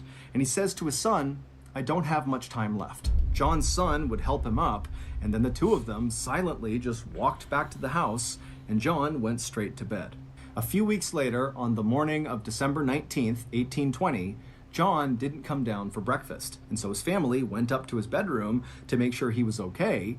But when they found him, he was still laying in bed, he was breathing, but no matter what they did, they couldn't wake him up. And so one of John's sons ran to the medicine cabinet inside of their house, but when he opened it up, all the medicine was gone, and in their place was this strange glass vial that contained a smoky, dark liquid that the son had never seen before, and no one in the family had seen before.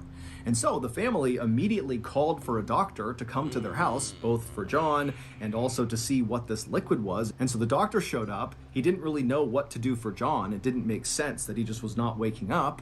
And then the doctor checked on this liquid, and he said, "You need to test this on some farm animals to make sure we know what it does." And so the family went out and found a stray cat, and they force-fed it some of this liquid, and within minutes, the cat had died.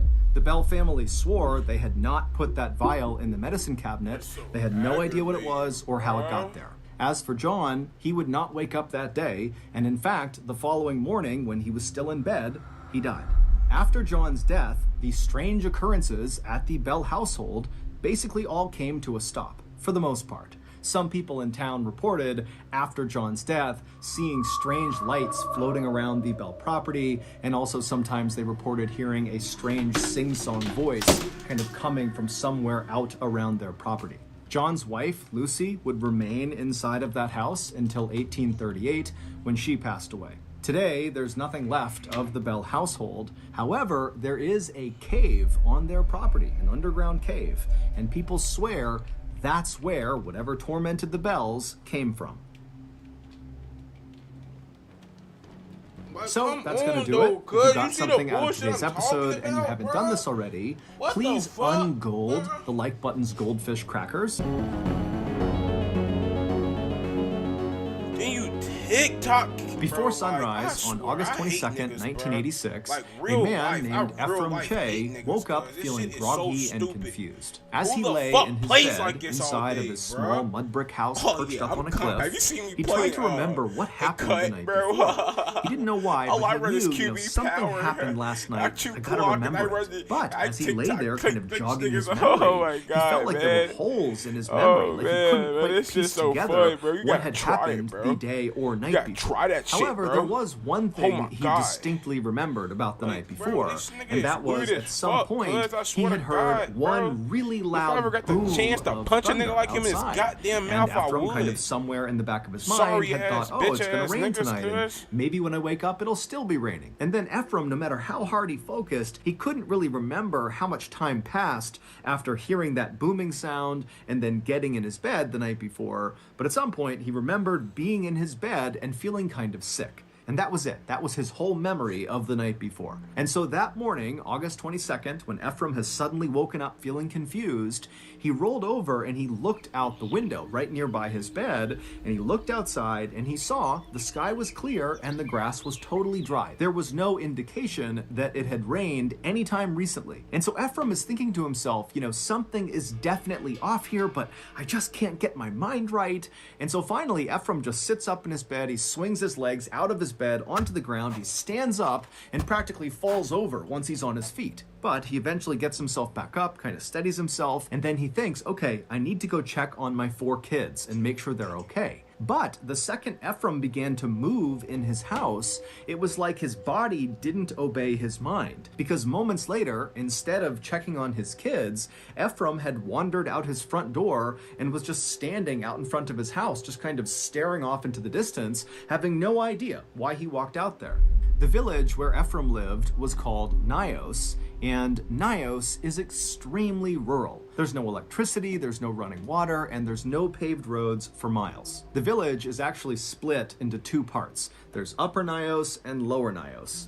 Ephraim lived in Upper Nios, right near this big, beautiful lake called Lake Nios, but the majority of villagers lived in Lower Nios, which was below the lake. So that morning, after Ephraim kind of found himself standing outside of his hut for no reason, he began looking around in hopes that other people would be out and about in Upper Nios, where he lived, so he could go talk to them and try to figure out what was wrong with him or, what was going on generally. But as he scanned around Upper Nios, he saw there was not another soul anywhere. He was it. He was the only person walking around. So, without giving it much thought, Ephraim decided he would just start walking down towards Lower Nios to try to talk to someone down there. And so he left his hut and he began walking down the hill that would take him to Lower Nios. After Ephraim got about halfway down this hill, right when he was near Lake Nios, he stopped because suddenly he became totally aware of the fact that the world was totally silent. Normally, the baboons in the nearby forest would be barking and insects would be humming and birds would be chirping, but now it was just completely, totally silent. Even the mosquitoes that were a totally annoying constant in Ephraim's life were gone. It was like the entire world had just shut down. And as Ephraim is looking around, wondering what is going on here, he hears off to his right, over near the lake, a woman shrieking at the top of her lungs. And so Ephraim whipped his head in the direction the screams were coming from, and he saw there was this woman about 100 feet away. She was a local, and she was looking right at Ephraim, and she was barely dressed, and she was ripping the rest of her clothes off, and she was just screaming. And so acting on instinct, point, Ephraim immediately turned and just started running towards this woman. And as he's bounding towards her, getting closer and closer, he's starting to notice there's these strange shapes on the ground kind of near this woman. But as he was staring at them, he just couldn't quite place what they were. But when he got about 20 feet away from this shrieking woman, he stopped again because he realized the shapes on the ground were this woman's entire family. They were all just laying on the ground as if they were sleeping. And near them was all of their cattle, also just laying on the ground as if they were sleeping. But as Ephraim stared at each of these people and each of these animals on the ground, he saw there was some blood around their noses and their mouths, and he realized no person who's sleeping would be that still. These people are all dead. These animals are all dead. And so standing there, Ephraim turned his attention from the bodies back to this woman who had dropped to her knees, and she was grabbing her father's arm and yanking on it and screaming for him to please wake up. But Ephraim could tell there was nothing she could do. Everyone was gone. And Ephraim knew somewhere deep down that, he's supposed to go over and help this woman or console her. But suddenly this wave of fear came over him. The combination of having no idea what's going on, his mind really wasn't working still, and now seeing all these dead people, it was like he just couldn't handle it. And so even though he felt terrible about this, Ephraim took one last look at this very distraught woman and her deceased family, and he turned and he ran away. And when he got back to the main trail, he continued downhill in the direction of Lower Nyos.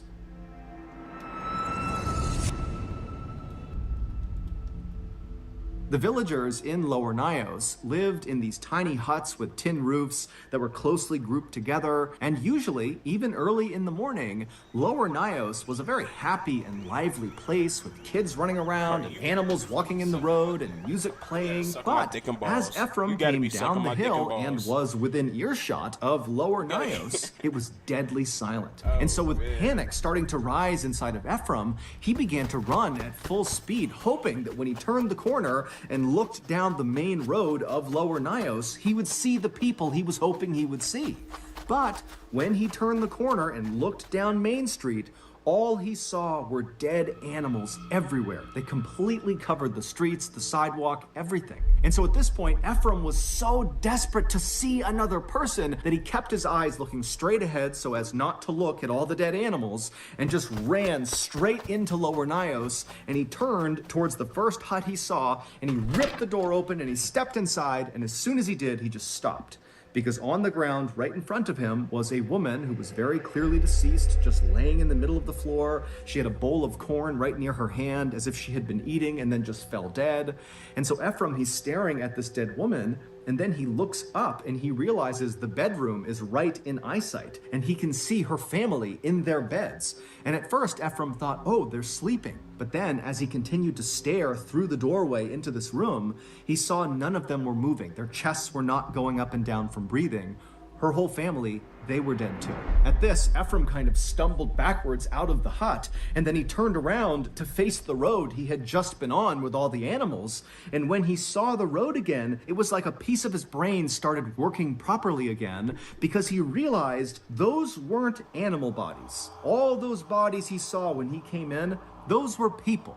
Yes, there were some animals, but most of them were people. He could see people slumped on top of each other, kind of piled up in doorways. He saw one person who was on his motorcycle in the middle of the road, just slumped over his handlebars, and many of the bodies were either naked or partially clothed, with piles of clothing next to them, as if they had been trying to rip their clothes off as fast as they could, like the woman up at the lake had been doing. And as Ephraim looked around in horror, he also realized that there were no markings or cuts or wounds on any of these people. It was like they were just going about their lives when suddenly they died. And so without anything else to do, Ephraim just continued to walk in the direction he had come into the village, hoping that if he kept on going, he might run into someone who was alive.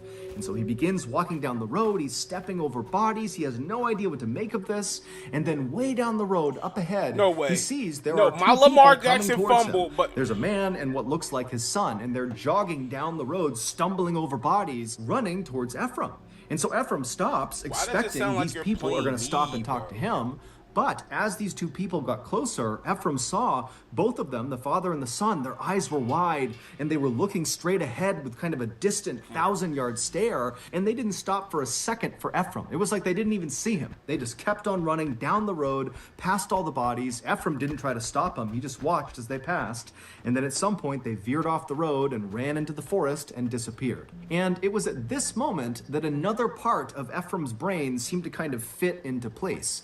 Because as he watched this father and son disappear, he suddenly had this memory come flooding back into his mind. And it was a memory of when he was a kid and his grandfather told him a story. And the story was about Nyos villagers a long, long time ago who decided they wanted to cross Lake Nyos from one side to the other. And so their leader magically parted the waters of Lake Nyos, creating a walkway on the lake bed from one side to the other, and the villagers began to walk. And then about halfway across, a mosquito landed on the leader's shoulder, and when he went to slap the mosquito, he lost control of the waters and they came crashing down and drowned all of them. Ephraim's grandfather told Ephraim that the ghosts of these drowned villagers now resided between these two big rocks located near Lower Nyos. And so growing up, Ephraim, along with many other people in this village, believed that because of these ghosts, Lower Nyos must be haunted. And in fact, that was actually why Ephraim built his house in Upper Nyos, to avoid these ghosts. And so now, as this memory of hearing the story from his grandfather has come flooding back to Ephraim, he thinks to himself, of course, all of this is the work of those ghosts. And so fearing he would be attacked next, Ephraim turned and just continued running down the road, dodging bodies as he went. And as he ran along, periodically he would stop at various tin huts and he would fling the door open in hopes he would find some survivors. But each time he went inside, everybody in there would be dead, lying in their beds or sitting in chairs or lying on the ground. But after running for quite a while, Ephraim turned to go into yet another hut, and right as he reached for the door opened on its own.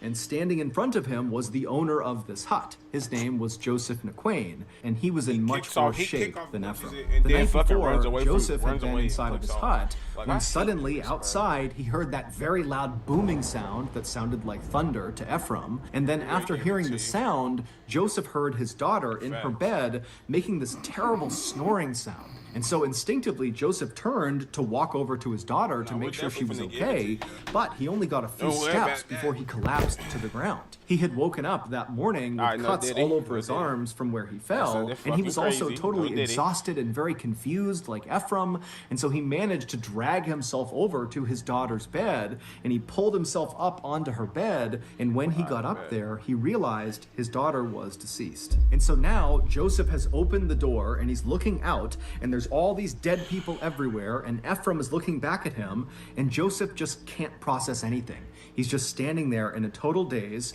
and Ephraim, he wanted to say something, but no words could come out. And so he too just stood there looking at Joseph. And the two men just stood there right on the threshold of this hut, staring at each other, saying nothing for several minutes, until finally they both just extended their hands and shook silently, and then Ephraim turned around and ran back into the road. And so Joseph at first followed Ephraim kind of out of instinct, but very quickly he veered off from Ephraim, and Joseph went into his neighbor's hut to see if they were okay. But when he opened the door and went inside, he saw all of his neighbors were deceased. But Joseph, he barely reacted to this. It was like he was so numb to what was going on, he just couldn't process it. But after seeing all of his neighbors dead, somewhere deep down inside of his consciousness, Joseph knew he had to go find help. That was his mission. And so he left his neighbor's hut, he ran back to his own hut, he climbed onto his motorcycle, and he started to drive. It took Joseph a long time to drive to the next closest village, but when he got there, there were people, they were all alive. And so Joseph tried to tell them what had happened in his village, but Joseph just had such a hard time putting his thoughts together that his sentences just didn't make sense. He was kind of incoherent. And then when he did make sense, the things he was talking about, an entire village just suddenly dying, sounded crazy. And so nobody at this other village took Joseph seriously. And so that day, nobody from this other village. Bro, nah, this nigga weird, bro. This nigga running straight next QB day, power people with from this Lamar, other village bro. did Like, go to Nios. come And on, when they cuz, got grow there, up here, it was please. exactly as Joseph had said. The whole village was dead.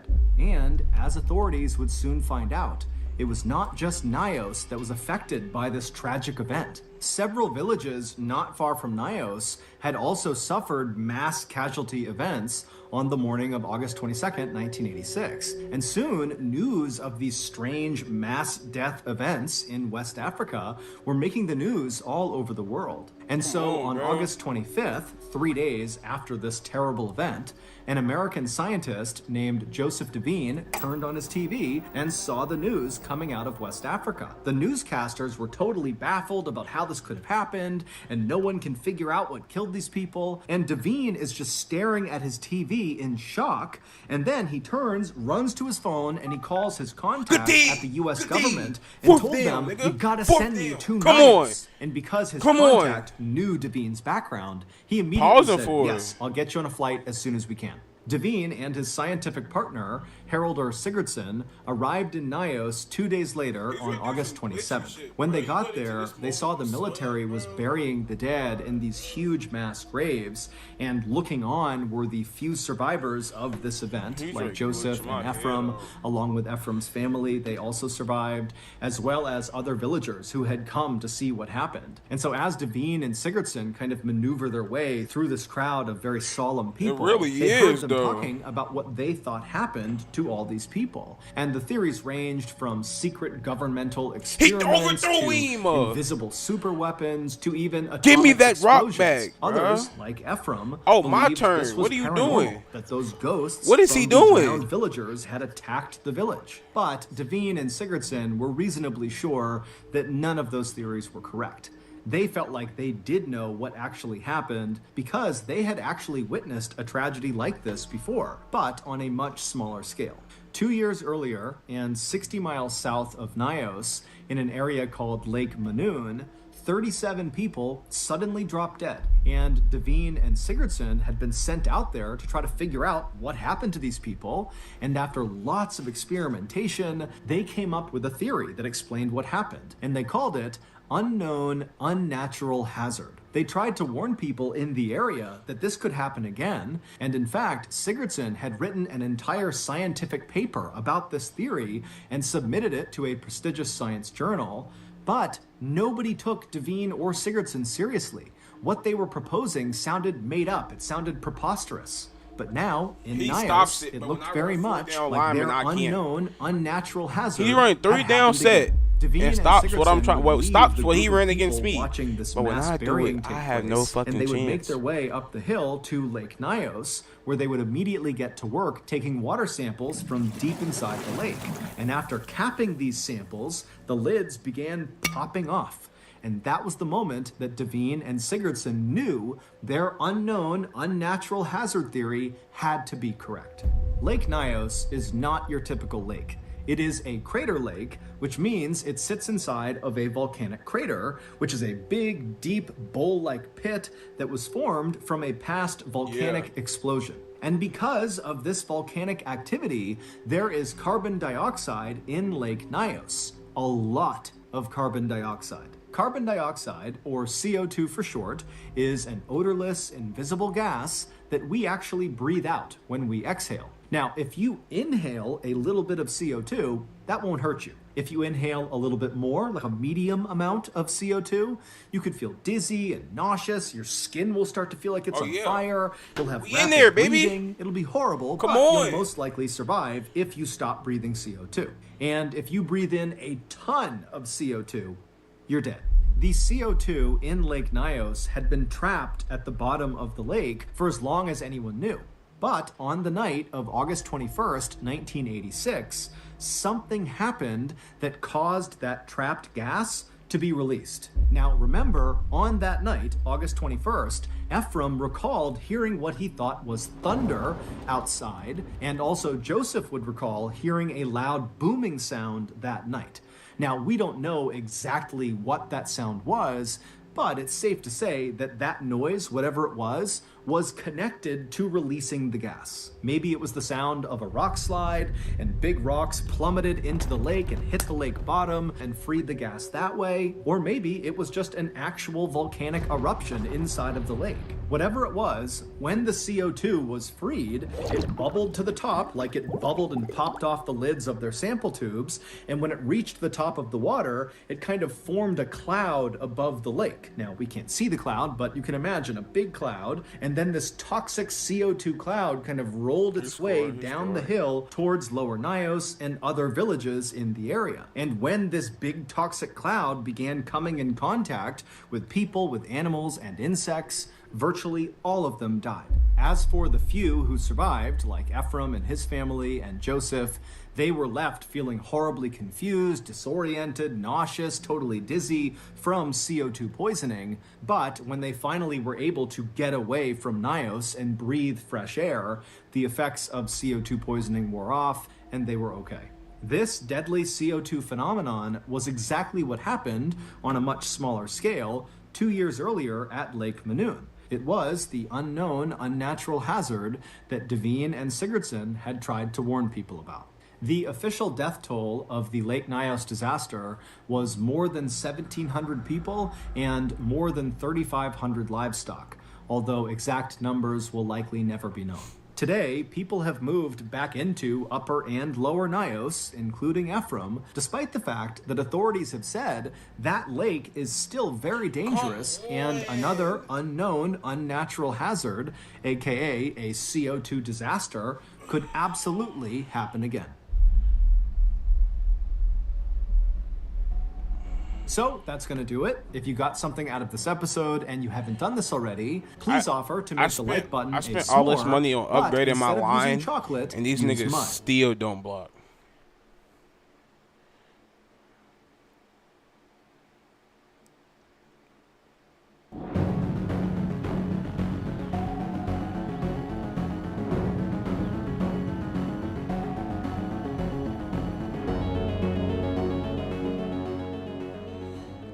At the end of December in 1984, in a little village in northern India, a young woman named Sumitra had her first child with her husband. And right away, Sumitra fell in love with her little baby boy.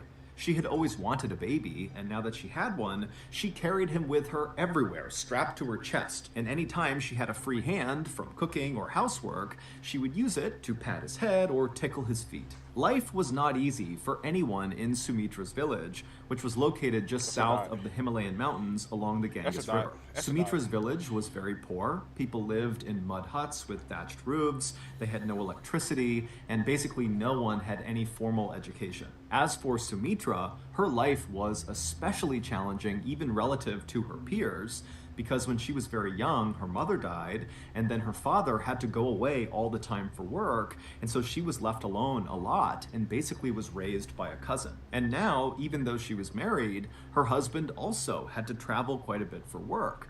And so Sumitra, she lived with her husband's parents in their hut, but the reality is she wasn't nearly as close with them as she was with her own family, and her own family was nowhere nearby. And so Sumitra's life was really quite lonely, even as an adult. And so when Sumitra had her baby, it was like for the first time in her life, she didn't feel alone, and she was excited about her life. She was happy that something was finally going the way she wanted it to.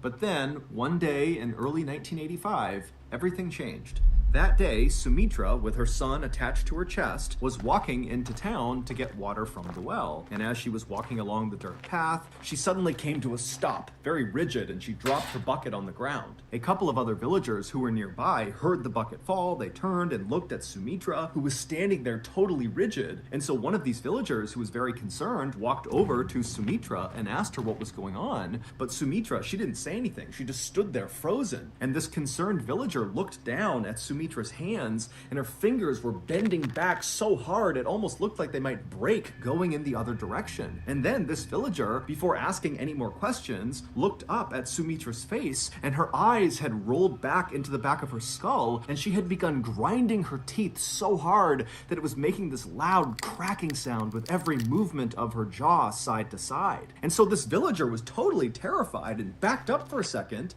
and right as they did, Sumitra's baby, who was still strapped to Sumitra's chest, began hysterically crying. And so the combination of Sumitra's baby crying and these other couple of villagers who were staring at Sumitra, who's standing there in this very grotesque pose, attracted the eyes of other nearby villagers, and soon there was a crowd of people just standing there looking at Sumitra, not sure what to do. And then, just as suddenly as Sumitra had fallen into this trance, it stopped, and Sumitra, she kind of shook her head, she fluttered her eyes, and she looked around, and then suddenly became aware that her son is hysterically crying, and also there's this crowd of people all around her. She has no idea why, and so feeling really embarrassed, but again, not knowing what's going on, Sumitra quickly picked up her water bucket, she held her son and hustled out of the crowd of people and made her way into town where she would get water. When Sumitra came back from the well and was back near her hut, she didn't tell anyone about what had happened on the way to the well. Frankly, she couldn't really remember what happened. And so Sumitra told herself that whatever happened on the trail to the well, Give me that, trance she nigga! fell into, it had to be a one-time thing, likely brought on by stress and sleeplessness from having a new baby. But a few weeks later, it happened again, and this time the trance lasted quite a bit longer. Sumitra's father-in-law had walked into their kitchen and found Sumitra standing there totally rigid with her hands kind of bending backwards and her eyes rolled back in her skull, and he would tell her later on that he had shaken her and tried to wake her up, but he couldn't for almost 10 minutes, and then when she had snapped out of it, she had no memory and had no idea what happened. By May of 1985, so roughly 5 months after her first trance, Sumitra was falling into these bizarre spells nearly every day, and they were lasting hours at a time. And even more bizarre, lately, during Sumitra's trances, she would begin to speak, and the things she said were totally strange.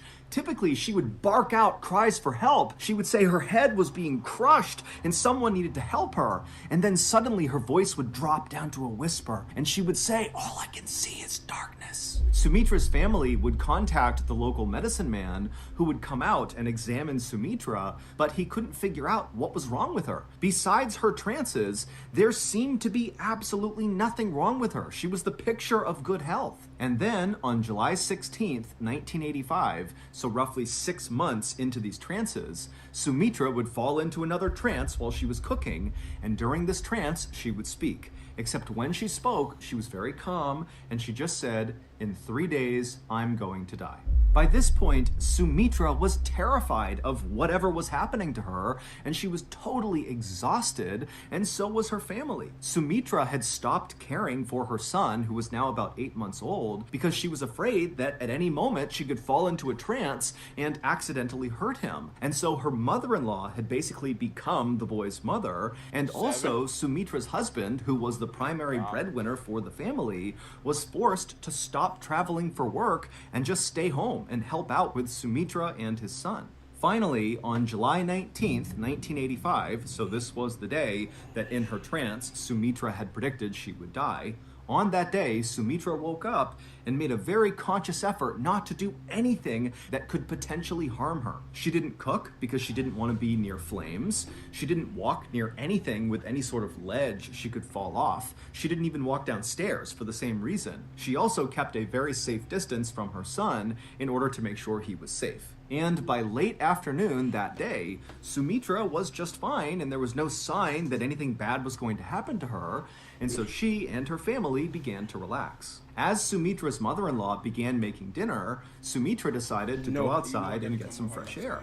And when she got out there, she saw one of her close friends across the road, and so she waved to her, and as her friend cheerfully began walking closer to Sumitra to say hello, Sumitra suddenly froze, her eyes went back in her skull, her hands became rigid, and she fell into one of her trances. And so this friend, like everyone else in the village, had become quite accustomed to seeing Sumitra in these trances, and so really the friend was not that concerned when she saw Sumitra doing this, but then Sumitra began doing something in her trance that this friend had never seen before. Sumitra, who normally had her hands by her side during these trances, she began raising her hands up till they reached her forehead, and then wildly Sumitra began clawing at something right above her head, and as she did, her breathing became very loud and labored, and so this friend, feeling suddenly so concerned for Sumitra, rushed over, but that, when she got right next to Sumitra, there was nothing she could do. Sumitra was just clawing at the sky, breathing really heavily, and then suddenly Sumitra stopped and she put her hands down by her side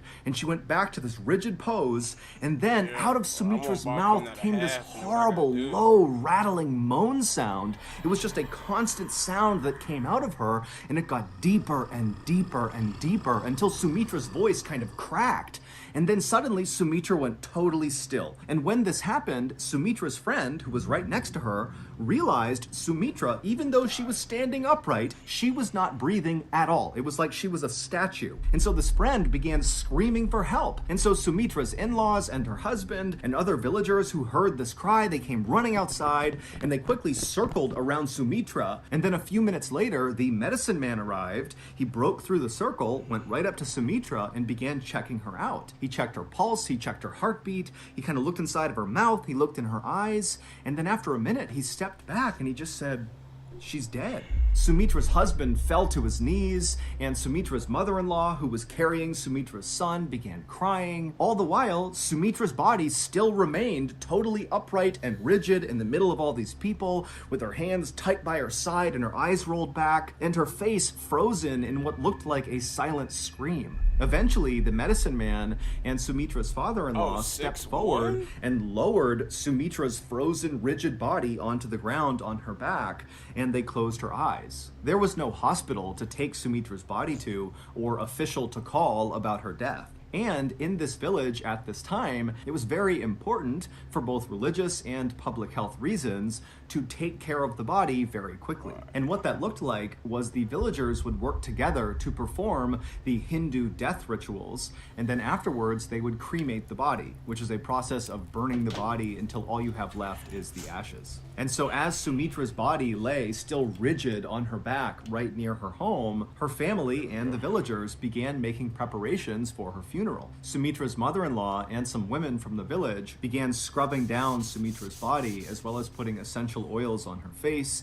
and other villagers who were not a part of that went off to find wood for a fire. The villagers weren't talking much, and a lot of the women were crying, why do you have Isaiah Bond playing grief corner? they were feeling. It was also fear. They all knew about Sumitra's trances. They happened all the time for months. But what the villagers couldn't wrap their heads around was the idea that during one of these trances, Sumitra had accurately predicted her own death.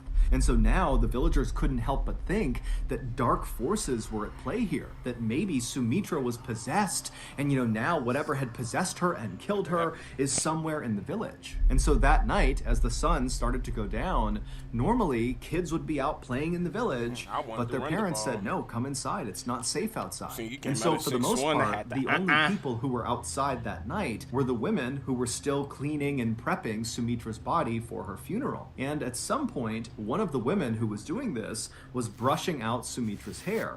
And as she did that, she suddenly stopped and she backed up and screamed and pointed at Sumitra. And then the other women all around Sumitra's body, they looked over at what this person was pointing at, and they too saw it and screamed, and everyone began scrambling to try to get away from Sumitra as fast as possible. What all these terrified women were seeing was that Sumitra, her eyes were closed, but her eyes were darting left and right, so her eyelids were kind of fluttering. And then suddenly Sumitra's chest filled with air, and then she breathed out a long, loud exhale, and then she opened her eyes and she sat bolt upright and began looking around. And the other women who were terrified, they're looking at her and they were struck by how completely healthy and normal Sumitra now looked, even though for the past 45 minutes she didn't have a heartbeat and was totally pale and looked completely dead. Sumitra wiped the essential oils from her face, and then she stood up, and as she did, the medicine man, he had heard all the commotion and ran over, and he ran to Sumitra and kind of assisted her and got her to stand on her feet because she was a little bit wobbly. And then the medicine man performed a checkup on Sumitra, checking her heartbeat, her pulse. He looked in her mouth, he looked at her eyes, and then he asked Sumitra, how are you feeling? And Sumitra said, "I'm okay." And then the medicine man, he kind of turned to face this now huge crowd of onlooking villagers, and the medicine man had a big smile on his face, and he said, "You all have just witnessed a miracle. Sumitra So I is ain't back gonna lie, from the dead." that was kind of lucky. I just seen him fade, and I just kept running straight, and I held triangle. Sumitra's husband and her in-laws were too shocked to say anything or really even react. But then suddenly, Sumitra's husband was overcome with joy, and he ran forward to hug Sumitra. But as Sumitra turned and saw him coming towards her, she backed up suddenly and put her hands out to protect herself from her husband. And immediately, the medicine man kind of stepped in between the husband and Sumitra, and he patted the husband on the shoulder and said, you know, she's been through something very traumatic. You need to give her time and space to recover. And everybody in the village who saw this happen, they were accustomed to whenever Sumitra fell into one of her trances, when she came out of them, she oftentimes was a little bit confused. And so they all just kind of assumed that this is what was happening, but on a bigger scale. You know, this is a really intense trance they've seen, but she's just confused. She'll be okay soon. And so the villagers dispersed, and the medicine man assisted Sumitra back into her hut, and he got her in her bed where she fell asleep. And then afterwards, the medicine man reassured Sumitra's husband and her in-laws that Sumitra, when she woke up, she'd likely be just fine, but he would come by and he would do another thorough medical exam on her just to make sure. And the next morning, when Sumitra woke up, she did seem a lot better. When she left her bedroom, she seemed far less confused than she had been the night before. But as soon as Sumitra saw her husband and her in-laws, she got so scared she just bolted from her hut and started running away. And so the medicine man, who had just come by to do his thorough checkup, he saw her take off, and so he began chasing her, as well as Sumitra's husband and father-in-law. They took off after Sumitra. And finally, when Sumitra's husband caught up to Sumitra, he grabbed her by the arm to stop her, and Sumitra ripped her arm away from him, and she said, "How dare you touch another man's wife?" And as the husband kind of ushered Sumitra back towards their house, she continued to say, "You're not my family, this is not my home." And then finally, Sumitra's husband and the medicine man had to literally drag Sumitra to get her to go back inside the hut. And as they dragged her inside, she kept screaming that her name was Shiva Duetti and her in-laws had killed her. Over the next couple of days, the medicine man and Sumitra's family tried everything they could to try to snap her out of what seemed like a really long trance, but nothing they did worked. It seemed like Sumitra had just kind of lost her mind. Sumitra began refusing to touch her beloved son, and instead would demand that someone bring her Rinku and Tinku. But when no one knew who or what she was talking about, Sumitra would just get furious. Sumitra had never gone to school, and so did not know how to write. Nah, I'm trying to. I just don't know where he be. That she was in,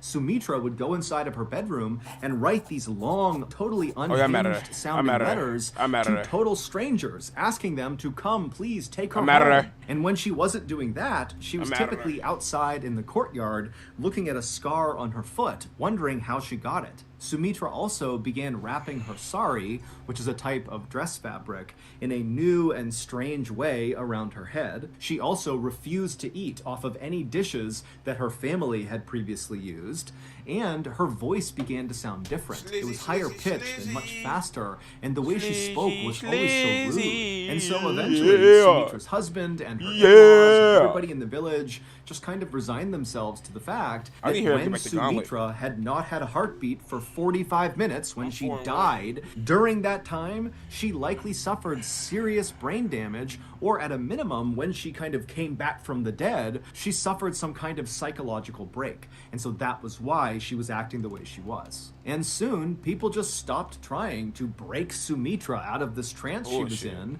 and instead, they all focused on just trying to keep her from running away or hurting herself. And then one day, on October 20th, 1985, so 3 months after Sumitra had died for 45 minutes, Sumitra's family heard a knock on their front door. When Sumitra's husband went to the door, he saw there was this older gentleman standing there wearing a suit and nice shoes, standing several feet back from the door, as if he was kind of shy but felt compelled to knock on the door. Now, right off the bat, this man looked totally out of place to Sumitra's husband.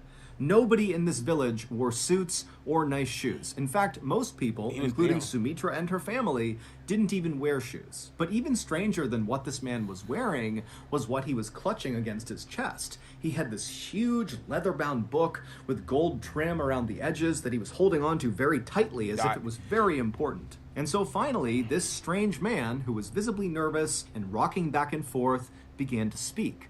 But his voice was so low, Sumitra's husband had to lean forward just to hear him. The man said his name was Ram Tripathi, and he wanted to know if there was a young woman living in this home who had recently begun acting differently. Sumitra's husband had no idea who Ram Tripathi was. He didn't know this guy. He certainly didn't know where he came from. I ain't gonna lie, depending on how that outside linebacker comes down, this should be a touchdown. Who's dressed in a funny way, who's got this weird book, how is he aware of the issues my wife is having? And so after a long pause, Sumitra's husband just kind of looks Ram Tripathi up and down a couple of times, and then says, "Wait right here, I'll be right back." He sent it 6 husband or turned 5. around, he walked through the hut into Sumitra's bedroom, and kind Oh, of yeah. matter-of-factly, he said to Sumitra, who was sitting there writing another letter, that there's a strange man outside named Ram Tripathi, and he's asking about you. Sumitra's husband expected Sumitra to just turn and look at him with a blank stare, like she had been doing the last few days. But this time she turned and looked up at him with a huge smile on her face, and then she leapt up and ran to the front door and leapt into the arms of Ram Tripathi. And Ram Tripathi, he was kind of taken aback, still holding his book, not really reacting to what Sumitra was doing. And at some point, Sumitra leans in and whispers something into Ram Tripathi's ear, and Ram Tripathi, he reacted to it very negatively. He kind of looked up at her and looked over at Sumitra's husband like something was wrong, but Sumitra's husband couldn't tell what Sumitra had said, and so the whole situation made no sense to Sumitra's husband, and apparently it also made no sense to Ram Tripathi. And so pretty quickly, Ram Tripathi kind of pushed Sumitra off of him and took a few steps back and looked at Sumitra and said, "What's your name?" And Sumitra is now looking at Ram Tripathi with a look of anger and betrayal on her face, and she says, "My name is Shiva Duetti." Ram Tripathi, after hearing this, did not respond, and instead just kind of gestured over to a low wall just outside of the house for he and Sumitra to go sit down on. And so he walked over, and Sumitra followed him. They sat down, and Sumitra's husband, he walked over, but he stayed a couple of feet back, standing up. And once Ram Tripathi was sitting down, he lowered his big leather-bound book, and he opened it up, and inside were all these photographs. And right away, Ram Tripathi pointed at one of the pictures, which contained a bunch of people in it, and he turned to Sumitra and he said, "Can you identify who's in this photo?" And Sumitra, she looked at the photo and immediately began rattling off names that were all correct. These are people that Sumitra's husband, he's looked over, and he's got no idea who the people are in that photo. And so after Sumitra correctly identifies that photo, Ram Tripathi turns the page, he picks out another photo, and he says, "Can you identify who's in this photo?" And again, Sumitra, one by one, would name correctly all the people in the photo. And then finally, Ram Tripathi took a sigh, and he flipped the page one more time, and he pointed to one particular picture which contained one person. And he looked at Sumitra and he said, "Do you know who this is?" And Sumitra, she would look over at the photo, and instead of immediately saying the name, she paused, and she kind of began to breathe heavy, and she seemed kind of angry, and then she looked at Ram Tripathi, and she said, "I know who that is. That's my sister-in-law, and she killed me by hitting me over the head with a brick." And at this, Ram Tripathi dropped his book on the ground, and he turned and embraced Sumitra as hard and as intensely as she had when she had run out and leapt into his arms. And he and Sumitra, they hugged and cried for a long time. And then finally, when they separated, Ram Tripathi turned to Sumitra's husband, who's still just standing there totally bewildered, and he tells him, "Let's go inside and I'll explain everything." Once Ram Tripathi was inside with Sumitra and her family, he told them an unbelievable story about a woman named Shiva Duetti. Shiva Duetti was, of course, the name that Sumitra for months had been saying was her own. But over those few months, her family had just assumed that that name meant nothing and that what she was saying was nonsense because of her brain injury. But Ram Tripathi would tell them that Shiva Duetti was the name of a young woman who lived in a city none of them had ever heard before, located about 60 miles away from their village. He would tell them that Shiva was a very wealthy woman who was college educated, and she had 2 young sons. And it would turn out that Shiva's youngest child was born almost on the same day that Sumitra's child was born, in December of 1984. But unlike Sumitra, who after the birth of her child felt like her life got so much better, she loved her family, she was excited about the future, for for Shiva, it was the opposite. When her first child arrived, it was like her life got worse and worse and worse. Shiva's in-laws had grown to hate her. They didn't like that she was so well educated, and they hated the family she came from. And so by early 1985, when by this point Sumitra was regularly falling into those trances with her eyes rolling back and her teeth gnashing, the tension and fighting in Shiva's home, 60 miles away, was reaching an almost unbearable level. Shiva began writing these long letters that she would send to her family far away, where she would detail waking up almost every night with nightmares, screaming. And in May of 1985, which is when Sumitra began speaking during her trances, Shiva got into the biggest fight she had ever gotten into with her in-laws about attending a family wedding. And on the night of May 18th, 1985, Shiva's neighbors in her city saw Shiva's in-laws literally carrying Shiva's body, which appeared to be unconscious, as they walked along the railroad tracks. When these neighbors ran up and asked if everything was okay with Shiva, Shiva's in-laws just said, oh, you know, she's sick and we're taking her to the hospital. Now, it was nighttime, there were no lights around, and so it was really dark, and these neighbors couldn't get a good look at Shiva to see, you know, what was going on with her. And so even though they thought this was very strange, they decided not to say anything. The next morning, Shiva's dead body was found lying on the train tracks right near the train station. And so someone raised the alarm, and before long, Shiva's uncle and sister ran to the train station, and when they got there and saw Shiva on the tracks, they also saw Shiva's in-laws were already there. And when they spoke to Shiva's in-laws, they told the uncle and the sister that it looks like Shiva must have jumped in front of a train to commit suicide. But the uncle and sister are looking down at Shiva's body, and there appeared to be really no markings, bruises, cuts of any kind on her body that you would expect from getting hit by a train, except Shiva did have a very big mark on her head. Later on, the uncle and sister would say it looked like something had bashed Shiva's head in. Shiva's in-laws would immediately cremate Shiva's body before Shiva's actual family could stop them, and the police in this area were not good at investigating crime. So when Shiva's in-laws went to them and said, yep, she jumped in front of a train, she committed suicide, but we don't have a body because we already cremated her, the police just accepted it. Shiva's father was convinced that Shiva had been murdered, but he didn't have a way to prove it. Until Sumitra appeared to die on July 19th, 1985, and then came back to life, claiming to be Shiva. Shiva's father had heard a rumor about some girl in a village 60 miles away claiming to be his dead daughter. Now, at first, Shiva's father did not believe this, but eventually he decided he would go to the village and test this girl to see if maybe it was true. And so on October 20th, 1985, Shiva's father put on his best suit and his nicest shoes, he brought his leather-bound photo book, and he headed to Sumitra's village and knocked on her hut. Ram Tripathi was Shiva's dad. When Sumitra at first ran outside and leapt onto Ram Tripathi and hugged him, and then whispered something into his ear that Sumitra's husband saw happening but couldn't hear what she said, and then Ram Tripathi, when he heard what she whispered, he kind of recoiled and acted angry for a second. What Sumitra was saying was, Papa. In the moment, Ram Tripathi, who was not convinced Sumitra was his daughter, felt like this is a horrible, elaborate hoax and it needs to stop. But then Sumitra correctly identified 15 people in his leather-bound photo album, including the sister-in-law who she said killed her. And even more convincing than that was that Sumitra knew how Shiva had been killed, by getting smashed over the head with a brick. This was a question that Ram Tripathi had never heard the answer to before. And at that point, Ram Tripathi believed that this must be his daughter's reincarnated spirit inside of Sumitra. And so that was when he dropped the book and gave her a big hug. This story is considered to be one of the most credible reincarnation stories ever recorded. Scientists from the University of Virginia in America actually went to India to study Sumitra and interview everybody involved. And they concluded that this was not a hoax. They said that Sumitra had most likely either been possessed by or reincarnated as Shiva Duety.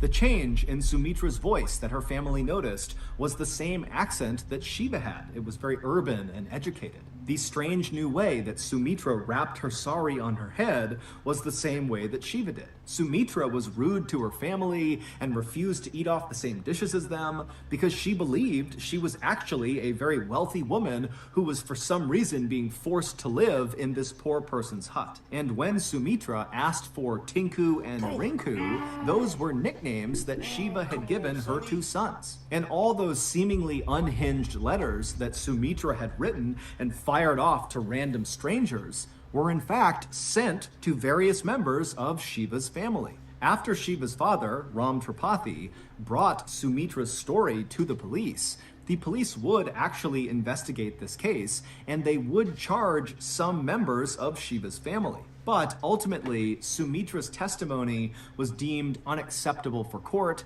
and so the case was never officially solved. As for Shiva's in-laws, they have always denied killing her. Sumitra lived the entire rest of her life as Shiva, and Shiva's real parents accepted her as their daughter. Sumitra also came to accept her son and raised her son with her husband in their little village until she died in 1998. So that's going to do it. If you got something out of today's episode and you haven't done this already, please offer to read the like button a bedtime story, but badly mispronounce every fourth word.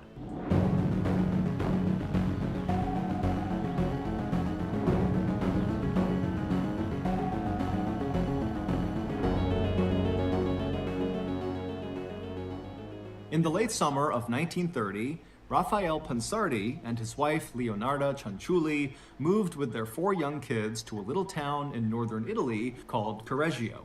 A terrible earthquake had destroyed the family's previous village and killed nearly all of their neighbors.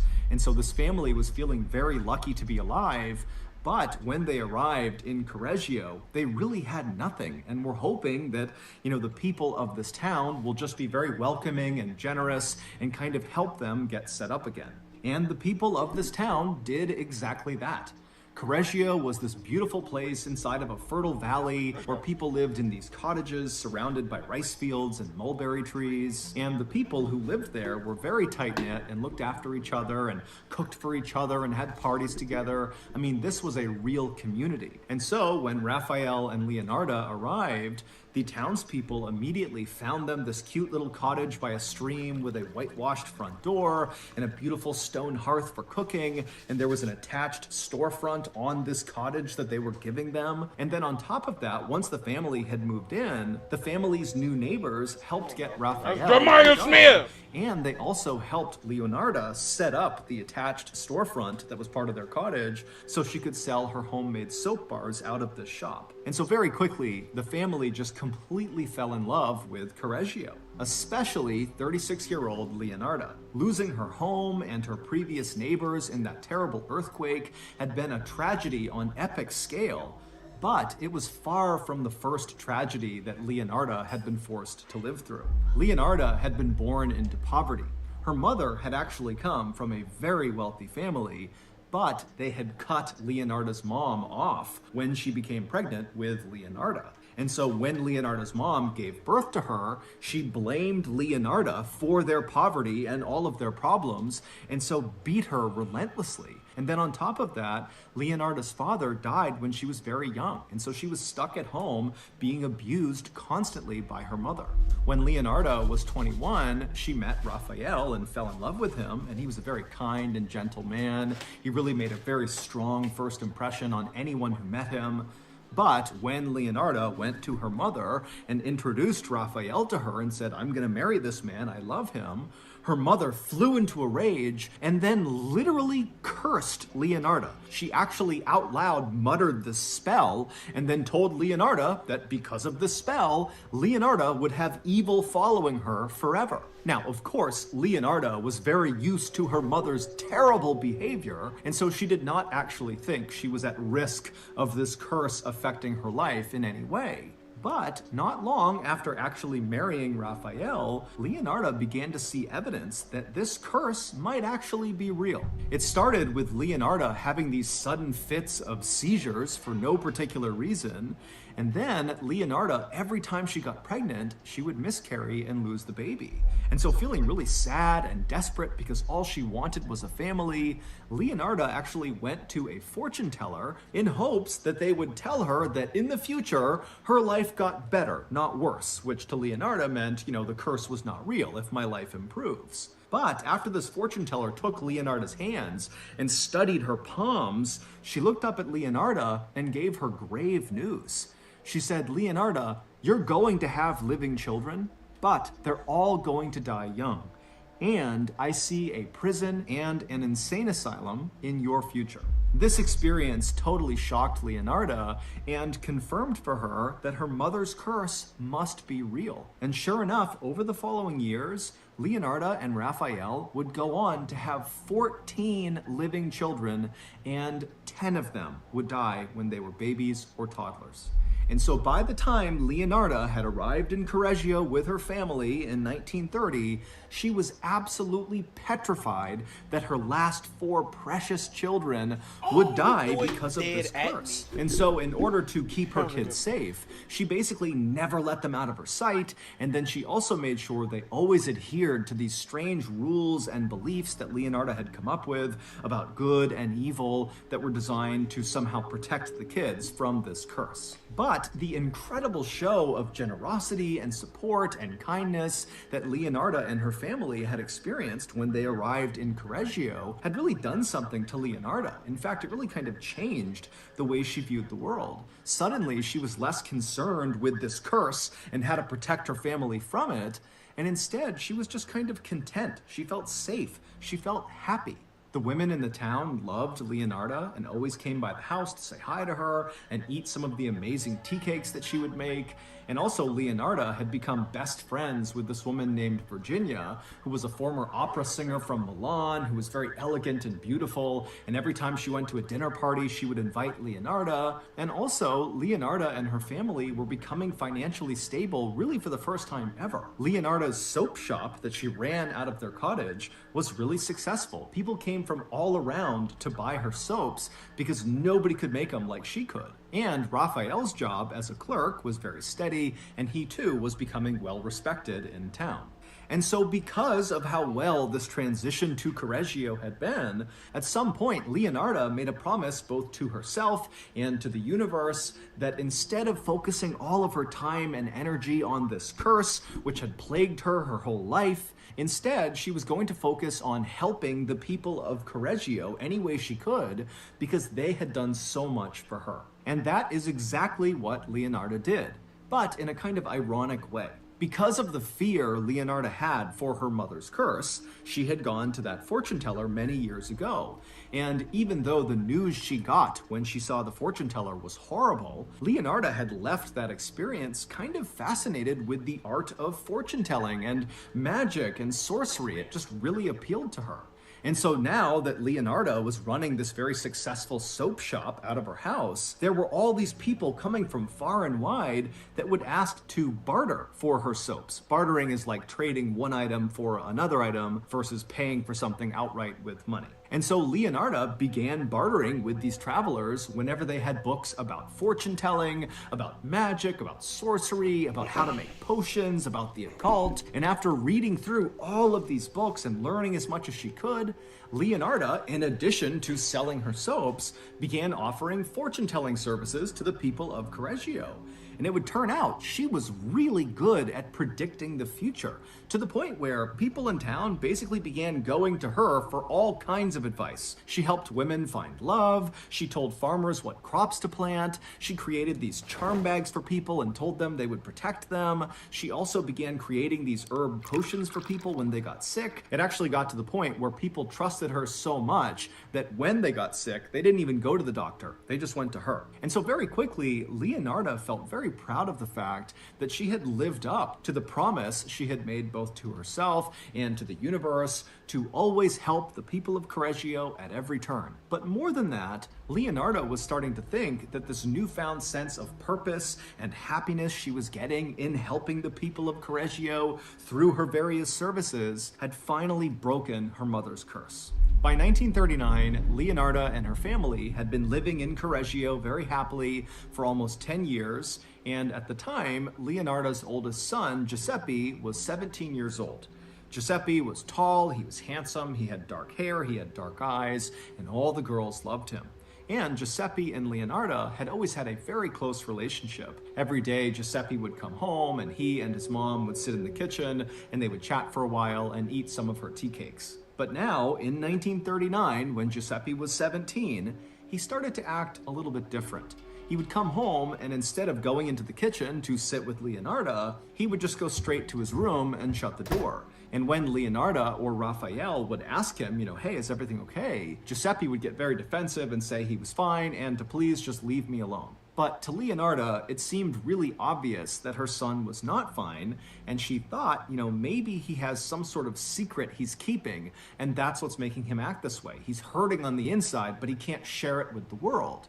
But Leonarda had no idea what this secret might be. And then one day, late that same year, Leonarda was walking through town when one of her neighbors came up to her and said, hey, are you aware that your son, Giuseppe, has signed up for the military and he's leaving for training in just a few months? Leonarda had not heard about this. People were talking a lot about World War II, which had just started around this time, but Leonarda had never considered that her precious son would go off to fight in that war. But now, Leonarda realized that Giuseppe's recent strange behavior suddenly made sense.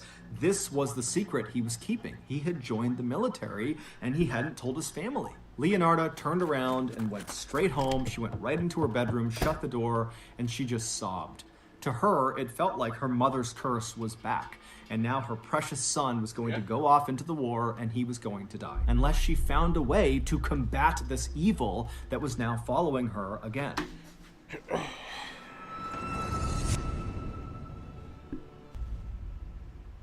For the next several days, Leonarda did not open up her soap shop, she didn't come downstairs, she just stayed locked in her bedroom and read through all of her books about magic and sorcery and the occult, looking for some sort of solution for how to fight this curse. And finally, she figured out what she had to do. She read that if she gave something beautiful to the universe would reward her. And in Leonarda's mind, that reward would be sparing her son. And so Leonarda decided that the most beautiful thing she could offer the universe would be to help the people of Correggio, which she was already doing, but in her mind, she thought she could really ramp up her efforts and really try to change people's lives. And she thought if she could do that, the universe was sure to notice and it would save her son's life. Leonarda decided that the first person she would really go above and beyond to help inside of Correggio was a woman named Faustina. Faustina, who was in her 70s, was desperate to get married, but to many people in town, including Leonarda, she seemed kind of beyond help. She was totally antisocial, she was awkward, and just kind of given her age, it seemed like marriage was just not in the cards for her. But this is where Leonarda thought she could step in and change everything for Faustina. She would find her a husband. So Leonarda reached out to Faustina and told her about a friend of hers, a man who lived in a city to the north, who was also alone in his old age and who was likely looking for marriage, and she could set them up if Faustina was interested. And so Faustina was immediately interested and wanted to meet this guy. But Leonarda did tell her that, this guy, the reason he's not married is it's kind of difficult to be around. He's kind of a jerk, but he's got a wonderful heart. He means well. I think he'd be a great fit for you. And so again, Faustina's like, great, I want to meet him. I want to marry him. I'm ready. And then finally, the day came when Faustina actually went to this other town and met this guy in person, and they fell in love. And Faustina just moved right in with him. And before long, she was sending happy postcards back to Correggio, telling everyone about how happy she was and how thankful she was for Leonarda's help in setting them up. And so Leonarda was obviously thrilled, not only for her friend's happiness, but also it really felt like she had checked the box in terms of really going above and beyond to help someone in Correggio in an effort to get the universe to spare her son.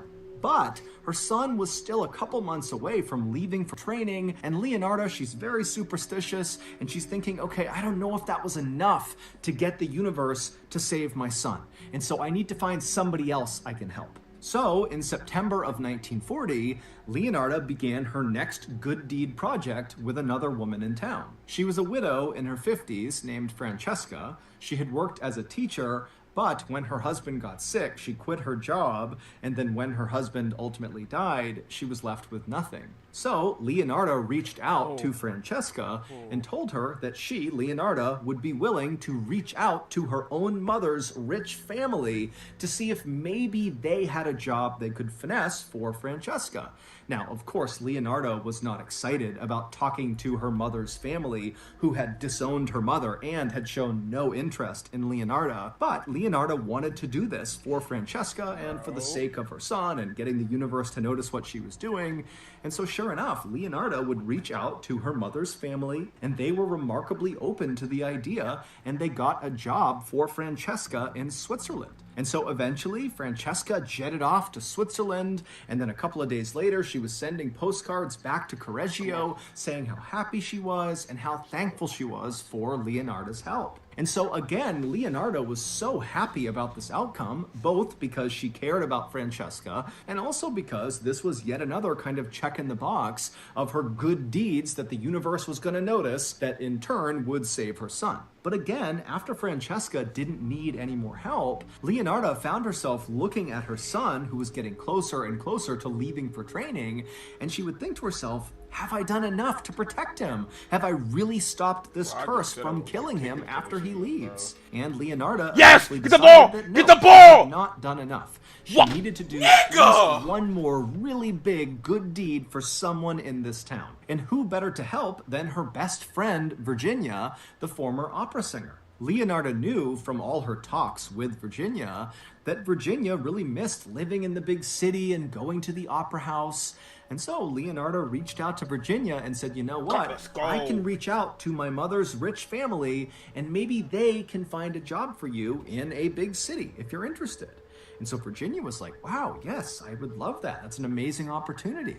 And so Leonarda again would contact her mother's rich family, and again they came through, finding this job as a social planner for this very rich guy in Florence, Italy, who often funded plays and operas. And so this job was perfect for Virginia. When Leonarda told Virginia about this opportunity, Virginia cried tears of joy.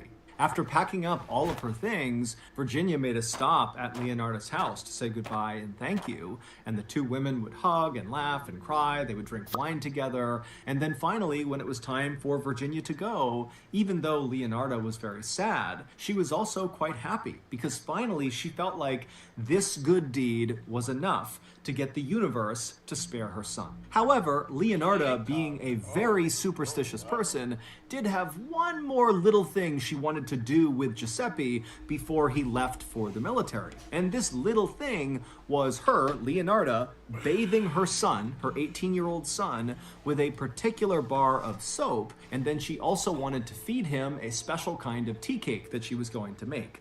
The soap and the tea cake had these special herbs and ingredients and different things she had pulled from her books of magic and the occult, and they would kind of form like a protective barrier both outside and inside of Giuseppe. So on the same night that Virginia headed off to Florence, when Giuseppe came home, Leonarda approached him and said, I want to give you this bath and I want to feed you these tea cakes. And Giuseppe was not remotely enthused at the idea of having his mom bathe him. He's 18.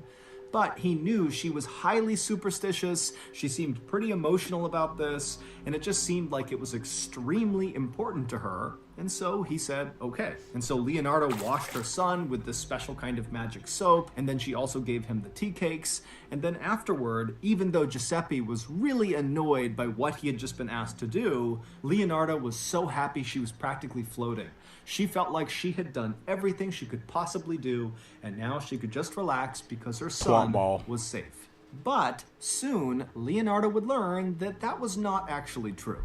A few days after giving her son the magical last bath and magical tea cakes, the police showed up at the front door of Leonardo's house. And when she opened the door and saw the police, she asked what was going on. And the police would say to her, hey, the 3 women that you supposedly helped that left town recently, they've all been reported missing by their families. They don't know where they are. And so Leonardo, she was totally shocked by this. And she said, no, that's not possible. I write to them all the time. I get postcards that come in very regularly from all of them. And then Leonardo went and got the postcards and showed the police, like, look, I'm talking to them. How could they possibly be missing? And so the police, they would look at these letters and they would agree with Leonardo that it is pretty strange that she'd be getting these very authentic seeming letters from these women if these women were also missing. And so eventually the police would leave and they would tell Leonardo that they would be in touch if they needed anything.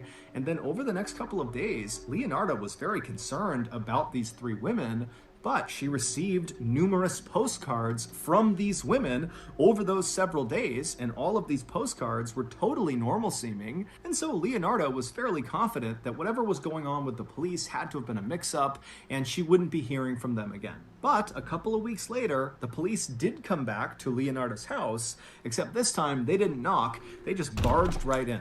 After the police had spoken with Leonardo that first time, they did some digging on these letters that she was receiving, and they managed to trace them all back to their start point. And it turned out all of these letters from all 3 of these women were originating from one place. It was this little town to the north of Correggio.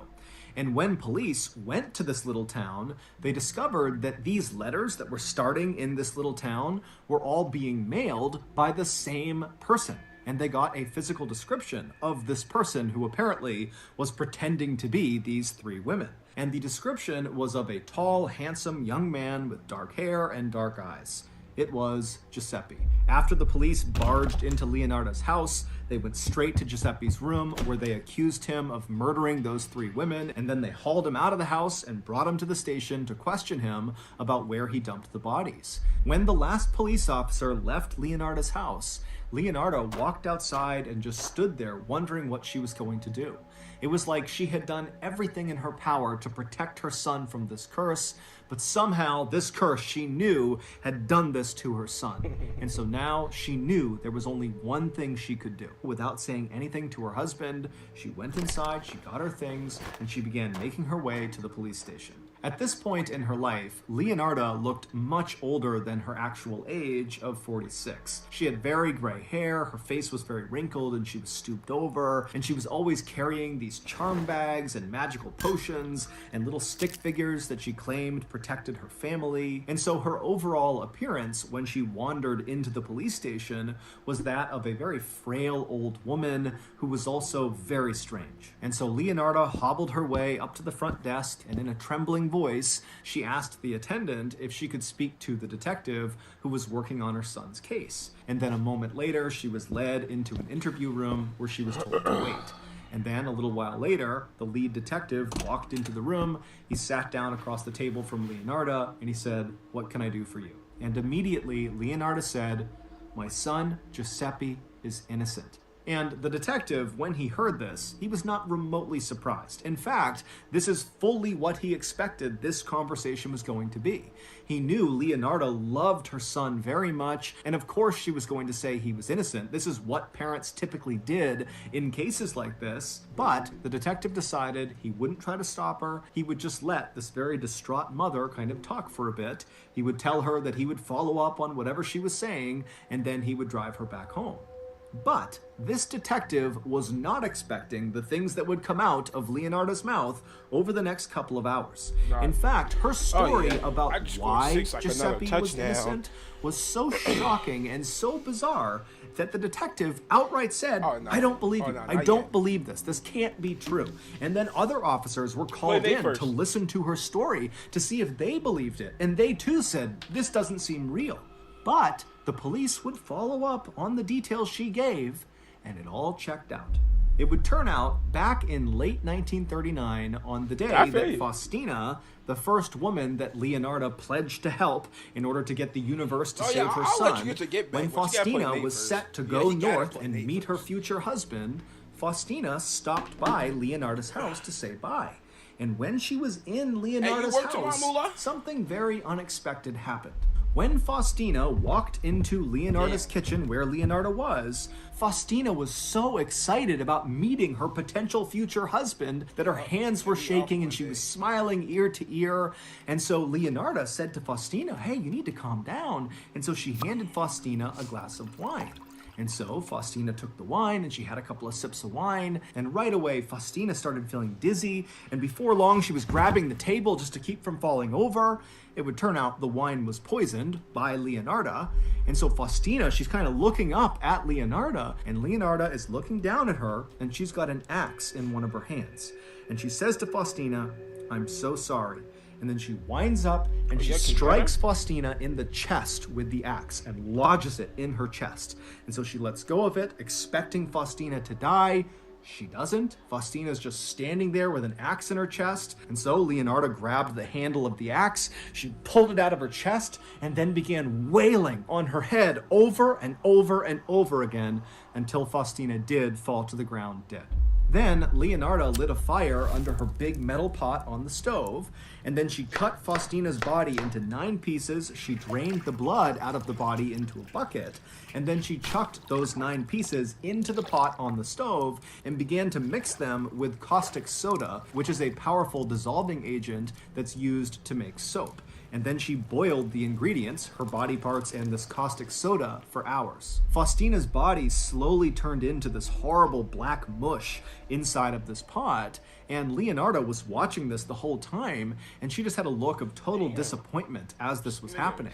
And then at some point, she just took the pot off the stove and dumped the ingredients, Faustina's body, down the septic tank, and then Leonardo waited for Faustina's blood that she had dumped out to coagulate, which means it became semi-solid, and then she heated it up in the oven and then ground it into flour. And she would use that flour to make tea cakes, which she fed to her friends the next day, as well as her son, Giuseppe. Leonardo also asked her son to mail some letters for her from the little town to the north where Faustina had supposedly gone.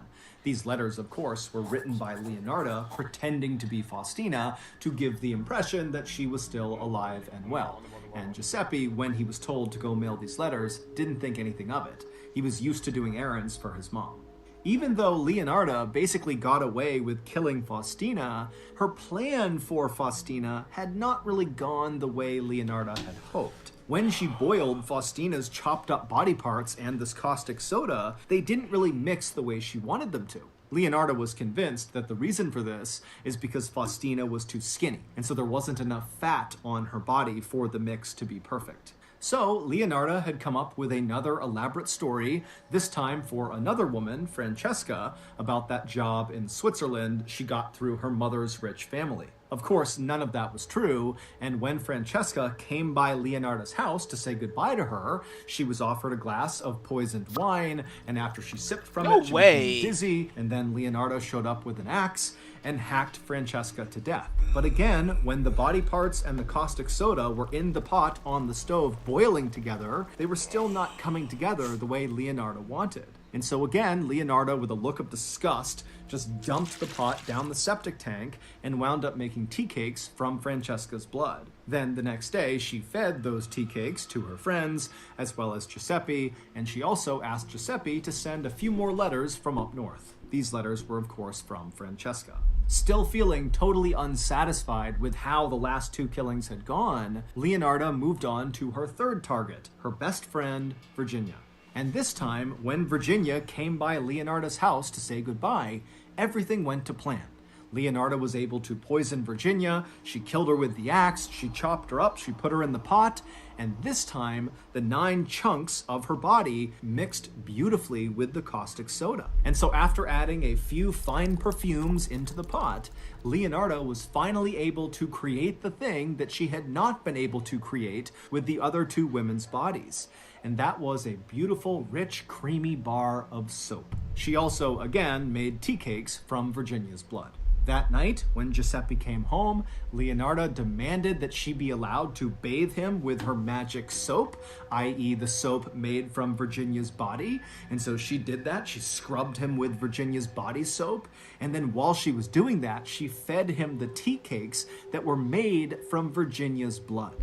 It would turn out Leonardo did in fact believe that in order to save her son from this curse, she would need to give something beautiful to the universe. And at first, she really had believed that the way to do that was by helping the people of Correggio above and beyond anything she had ever done before.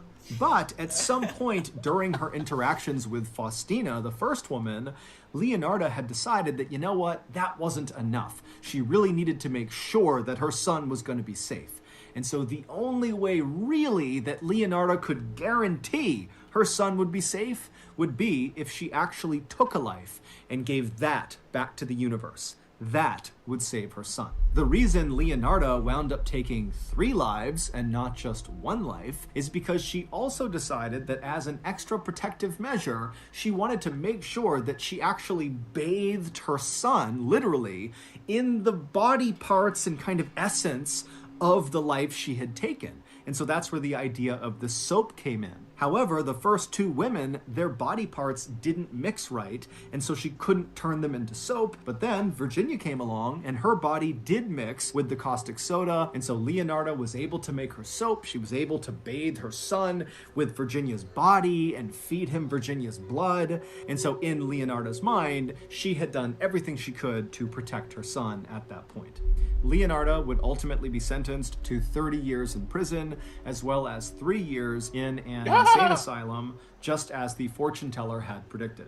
Leonardo died in 1970 when she was 76 years old. As for her family, they fled Correggio, and 3 of her children changed their names and vanished. And her prized son, Giuseppe, who she had killed to protect, had gone on to join the military, and he would go to war, and he either was killed in combat or simply changed his name and vanished as well. I mean, he'll put 20 on the board. For shit sure. So that's going to do it. If you got something out of today's episode and you haven't done this already, please go in to the Like Button's Sleeping playlist and change the 4th song to the loudest death metal music you can find.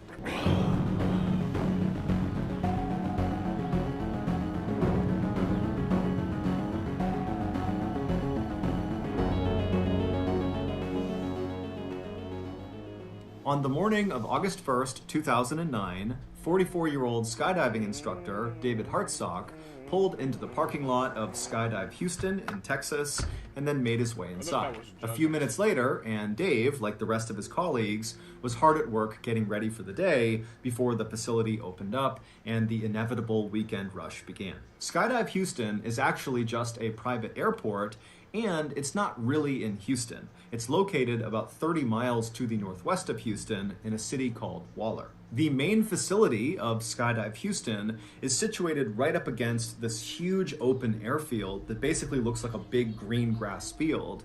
And the main facility itself is comprised of several large buildings, one of which is a huge hangar that contains the Super Twin Otter airplanes, which are the little aircraft that bring the skydivers up so they can jump out. Because Skydive Houston offers something called tandem jumping, it gets a lot of first-time jumpers. Tandem jumping is when a skydiving student attaches to the front of their instructor. Literally, they're buckled onto them, and then the 2 of them leap out of the plane together, with the student never detaching from the instructor. This method allows the student to just kind of go along for the ride and have no responsibility, while the instructor, who's attached to them, does everything. They make sure they're both stable in the air, they're the ones that pull the ripcord to deploy the chute, they're the ones that land them safely on the ground. And so obviously, tandem jumping really appeals to first-time jumpers. Dave had finished his 3-year-long training course to become a certified skydiving instructor just a few months earlier. But even prior to going through this course, Dave was already a very experienced skydiver with over 800 jumps to his credit. And the reason he had so many jumps is because Dave loved skydiving. It had given his life a focus that really nothing else ever had. Dave had always been a kind of average guy. He lived in a very modest house in a suburb of Houston, and for much of his life, he had worked very normal blue-collar jobs. Like he had been a cook at 2 different chain restaurants, he had managed a grocery store, and he also had worked at a soda bottling plant. Dave was divorced and had no kids, but he had a really good group of friends who liked to go to bars and go bowling and play darts. And while Dave was never really unhappy with the way his life was going, as he started to creep into his 40s, he couldn't help but think, I haven't really done anything big or important in my life.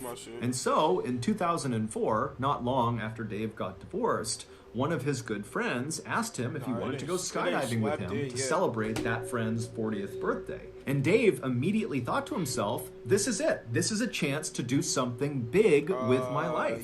And so he told the friend, yes, I'd love to go. And after that first jump that Dave did with his friend, Dave was hooked. Whenever Dave was falling through the sky at over 100 miles per hour, it was like nothing else in the whole world even existed. Life became very simple and beautiful. The manager at Skydive Houston saw Dave come in every weekend for years to do all these jumps. And finally, he just offered Dave a job. And so that was how Dave left the soda bottling plant to become a skydiving instructor. So, August 1st, 2009 was a Saturday, and Saturdays at Skydive Houston were incredibly busy with basically non-stop tandem jumps all day. Whenever Dave was not working, so he was jumping on his own, he would always pack his own parachute because, like many other skydivers, he liked to make sure it was done exactly right. Yeah, I play football. But when Dave was working, especially on Saturdays when it was so crazy busy, he didn't have time to pack and repack his parachute after every single jump because he was constantly being sent up again and again and again to take another student. And so instead, he would take one of the pre-packed parachutes that were left out for instructors inside of their clubhouse. That particular Saturday in August of 2009 went very quickly, with Dave going up one after another with different students, and pulling the chute and landing safely over and over again. And then finally, at the end of the day, right around 4 o'clock, when Dave was getting ready to be done for the day, his manager came up to him and said, "Hey, do you mind doing one more tandem jump?" And even though Dave was really exhausted, he's dripping sweat, it's super hot outside, he'd done 6 jumps that day, which was a lot, he said, no problem.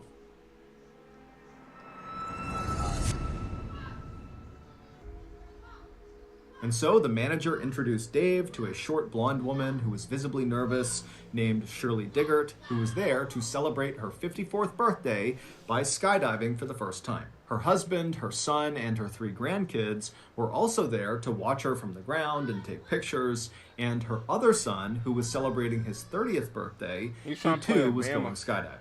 As soon as Dave walked up to Shirley, he grinned and stuck out his hand, and he made the same kind of corny joke he always made with nervous first-time jumpers, and that was, "Don't worry, I'm just saying, because we play neutral side. We play neutral. I'm not about to let anything happen to myself." And so Shirley laughed, and she did seem like she was a little bit at ease. And so Dave patted her on the shoulder, and then he walked over and he grabbed one of the pre-packed parachutes off the wall. These chutes actually contained 2 parachutes inside of the backpack. There was the main chute, which typically is the only chute that gets deployed on a jump, and then there was the reserve chute, which is a little bit smaller and is not normally used unless there's some sort of emergency where the main chute fails. After every jump, because the main chute has been deployed, it gets repacked and stuffed back into the backpack. But the reserve chute, because it almost never gets deployed, just stays packed. And so Skydive Houston, like basically every other skydiving facility, has certified technicians come in periodically to test the reserve chutes inside of the bag to make sure they're still packed exactly right. After grabbing the pre-packed parachute off the wall, Dave walked back over to Shirley, who was now in the staging area putting on her flight suit. A flight suit is a single garment. It kind of looks like a big onesie for an adult. And so Dave walked over, he put the parachute down, he tugged and pulled on her flight suit to make sure it was good, and then after he was satisfied, he picked the parachute back up and he signaled to Shirley, as well as Shirley's son, who was also skydiving, to follow him. And so the trio, they left the staging area, they went outside right to the airfield where there was a Super Twin Otter idling and other jumpers were climbing on board to go for a jump. And so Dave, Shirley, and Shirley's son got in line, they boarded the plane, and a few minutes later, they were airborne. As the plane slowly climbed up to 13,500 feet, which is the jumping altitude, Shirley was sitting directly in front of Dave. They were on a bench seat on the back right of this little airplane, and Dave made a point of talking to Shirley and asking her where she was from and what she did to kind of ease her nerves. Shirley would tell Dave that this was not the kind of thing that she typically did. In fact, she told Dave that her other son, who was jumping with them, when he first decided he wanted to try skydiving a year earlier, she had desperately tried to talk him out of it, saying it was too dangerous. $180 Shirley and her husband had decided that they needed to be more adventurous. They lived in a quiet town in rural Texas where Shirley was a mail carrier and her husband worked in a mine, and their lives were just kind of simple and very routine-oriented and kind of boring. So when Shirley's son, who was skydiving with them that day, had asked Shirley to go skydiving on her 54th birthday, she saw it as an opportunity to break the mold and do something adventurous, and so she said yes. And so Dave told Shirley about how he had discovered skydiving much the same way she had, and they really bonded over that. About 20 minutes after takeoff, all the tandem jumpers on the plane were now attached to their instructors, so Shirley was now buckled onto Dave. And then when they reached 13,500 feet, the jumping altitude, one of the instructors slid open the side door. It was time to jump. And the first one who was jumping was Shirley's son. And so from all the way back in the plane, Shirley called out to her son, "Have a good jump, I'll see you on the ground," as her son kind of pulled to the edge of the door with his instructor, and the two of them jumped out and disappeared into the air below. Next up was Shirley. So Dave told Shirley very calmly to stand up, and so they did. They stood up right next to their bench, and then before they waddled towards the exit, Dave, for what felt like the millionth time, checked to make sure he really was securely fastened onto Shirley, and then Dave tapped his ripcord right behind him, kind of like muscle memory, reminding himself where to go. He tapped his knife on his shoulder. He kind of just felt his equipment. And then feeling ready, he said, "Okay, Shirley, let's go." And then the two of them kind of waddled their way towards the front of the plane where that door was slid wide open, and then they turned, so Shirley's feet were right on the edge, basically looking out into the sky right outside. And so it's really loud, it's very windy, and Dave is right in Shirley's ear saying, "Okay, I'm gonna count to 3 and we're gonna jump." And then Dave reached forward, he pulled Shirley's head back so she was looking up because he didn't want her to look down when they leapt out, because for some people that will cause them to panic when they see the ground. And so with Shirley's head back, Dave very calmly said 1, 2, 3, and then very gracefully, the two of them jumped out. From the moment you jump out of a plane at 13,500 feet until you touch the ground, it takes maybe 2 to 3 minutes with about 30 seconds to a minute of actual free fall. But that 2 to 3 minutes is so intense, it feels like it's 20 minutes long. And this was what Dave loved so much about skydiving, that intense presence you feel, that you're really in the moment. There's nothing else you can think about. It's just you careening through the sky towards the earth. It's incredible. Dave had actually had a number of close calls in his life. Like a few years earlier, he had been riding his motorcycle when somebody hit him in their car and he fractured his skull. And then not long after that accident, he was in another accident where he fractured his spine. And after each of those 2 accidents and a few others, the only thought in Dave's mind was, "Oh my goodness, I hope I can skydive again." And miraculously, he had been. He had made full recoveries and he was back to skydiving each time. And so now, whenever he jumped out of a plane, he just felt so lucky. The plan for that evening's jump was for Dave to rotate them 360 degrees 3 separate times so Shirley could get a full look down across Houston and all over Texas and just kind of see the world around her from so high up in the air. And then, whenever Dave noticed that they were at 5,000 feet using his wrist altimeter, which is basically like a watch that tells you how far you are from the ground, Dave would pull the ripcord, the main chute would deploy, and they would float gently down to the ground. And at You didn't first, tackle that him? is how this jump went. bro. After they exited the plane, they stabilized in the proper horizontal position with Shirley in front, her stomach pointing toward the This ground, dude is and so Dave obviously right behind her, controlling the skydive. And then after a few seconds, Dave slightly changed his body position and began rotating them 360 degrees so Shirley could look down and see all the highways and cars and barns and houses and the city off in the distance. I mean, it's this spectacular view. And as you're falling through the sky, especially in the first few seconds of a jump, you can't tell that you're going super fast, but you're going over 120 miles an hour, which is called terminal velocity. It's literally the fastest you can fall in the air. And so you're blazing towards the ground, but it almost feels like the air is pushing you back up. And so Shirley's having this incredible first time experience, just really taking it all in. And Dave, even though he had done this hundreds of times, bro? is having a wonderful time as well. But Dave really was just focused on his altimeter because when they hit 5,000 feet, he needed to pull the parachute. And so they're cruising along, Dave's checking his altimeter over and over again, and then finally he sees 5,000 feet. He quickly looks around him to scan for any other jumpers. He's clear, and so he reached back and he pulled his ripcord handle for his main chute. Now, normally, when you deploy your main parachute, depending on what kind of parachute you're using, there's actually kind of a slow unfurling. It's not like suddenly the chute is deployed and then you just stop. That would not work. You'd get destroyed every time you skydive.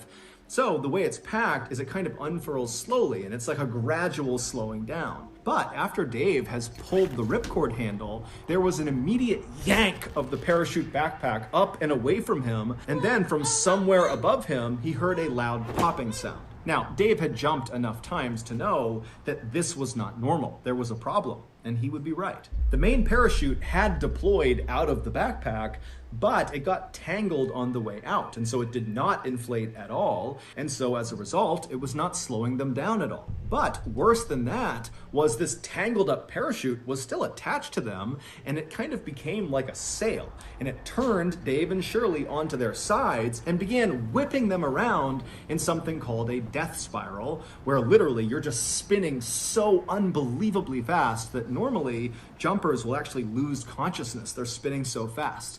But Dave, being a very experienced skydiver, he tried to stay calm. He tried to track his way out of this death spiral, which is when you put your arms and legs straight and try to go in a straight line through the air. But it didn't work. He just kept on spinning faster and faster. And at this point, Shirley, she's practically losing consciousness. She's yelling what's going on. And Dave is just trying to stay calm. He's still trying to get out of it, but he knows there's no way. But Dave remembers he has 2 knives. And so he decides he's going to cut away this tangled main chute and then deploy his reserve chute, because you don't want to open your reserve directly into a tangled parachute. And so he reaches up, he's spinning, remember, he reaches up and he grabs the first knife. However, the lines of the tangled parachute had actually tangled on his shoulder strap where that first knife was, and so he literally couldn't get to the knife.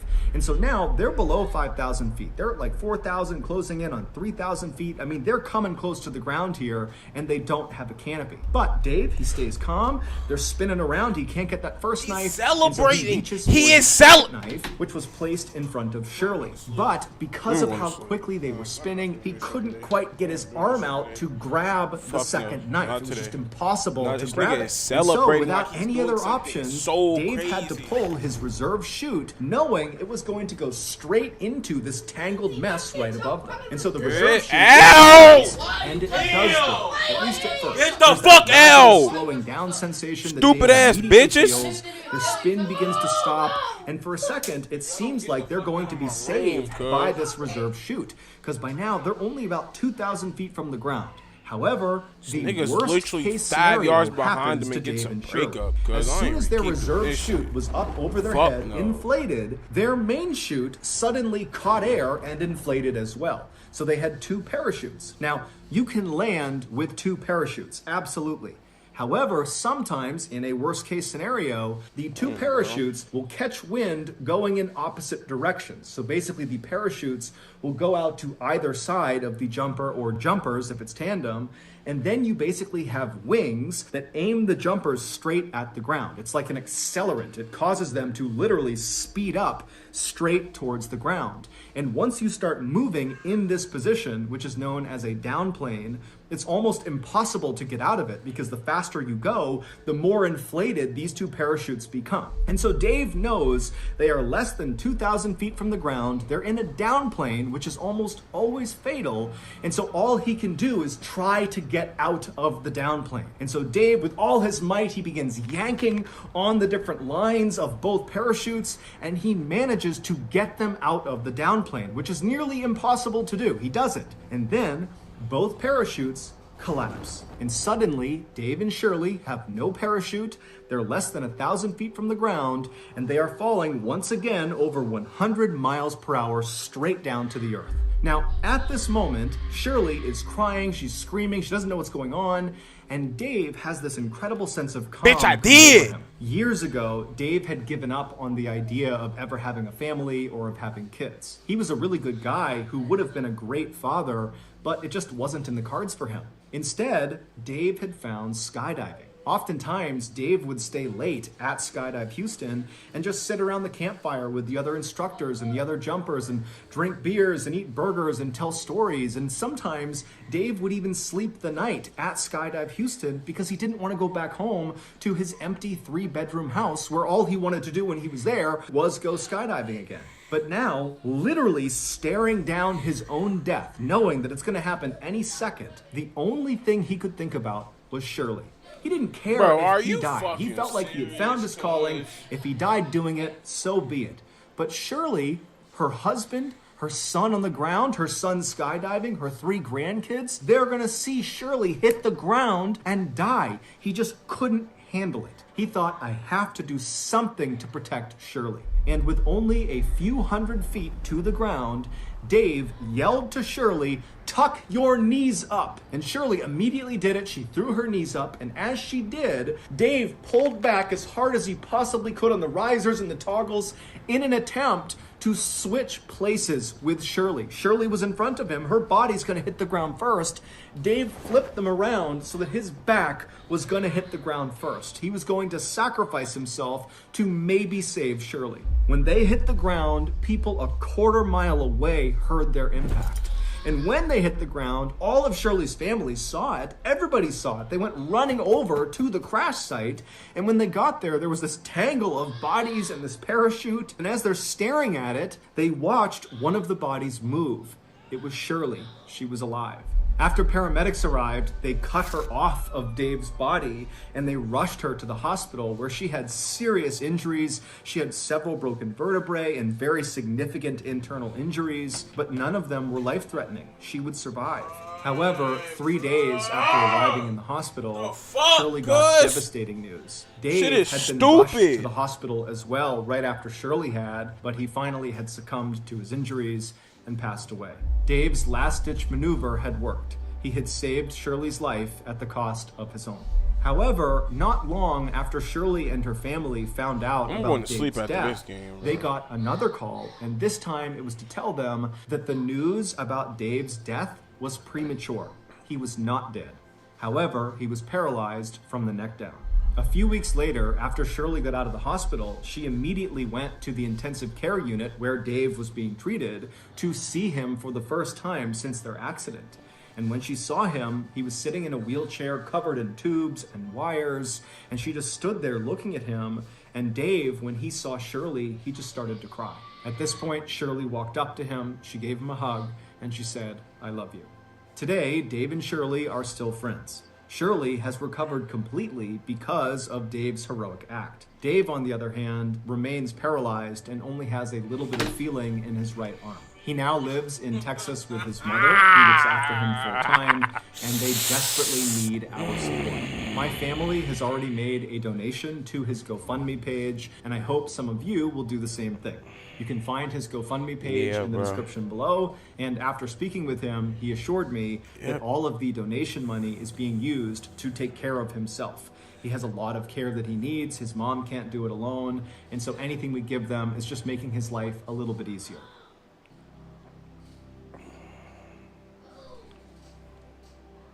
So that's going to do it. If you got something out of today's episode and you haven't done this already, please sneak into the Like Button's house and replace their cat with an identical looking cat.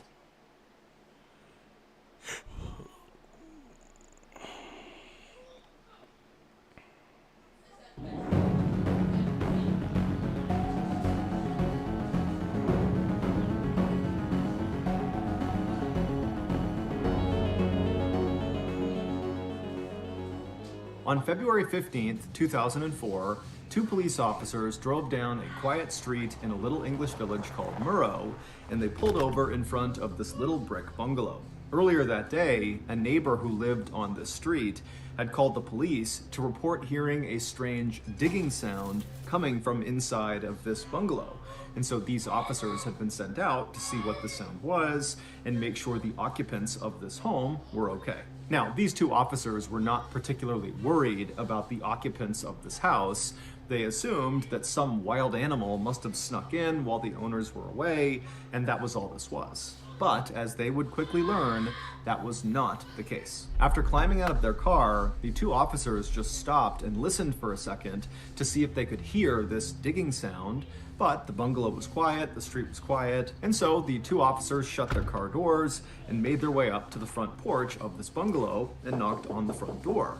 After a few moments, when nobody answered, one of the officers reached down and tried the handle and found it was unlocked. And so he opened the door just a crack and he called out through this opening in the door into the bungalow saying, "Hey, it's police, we're here to check on you." But when no one called back to them, the officer opened the door the rest of the way, and immediately both officers saw there was a huge problem inside of this house. The entire first floor was flooded with several inches of water, and they could hear from somewhere in the back of the property the sound of running water.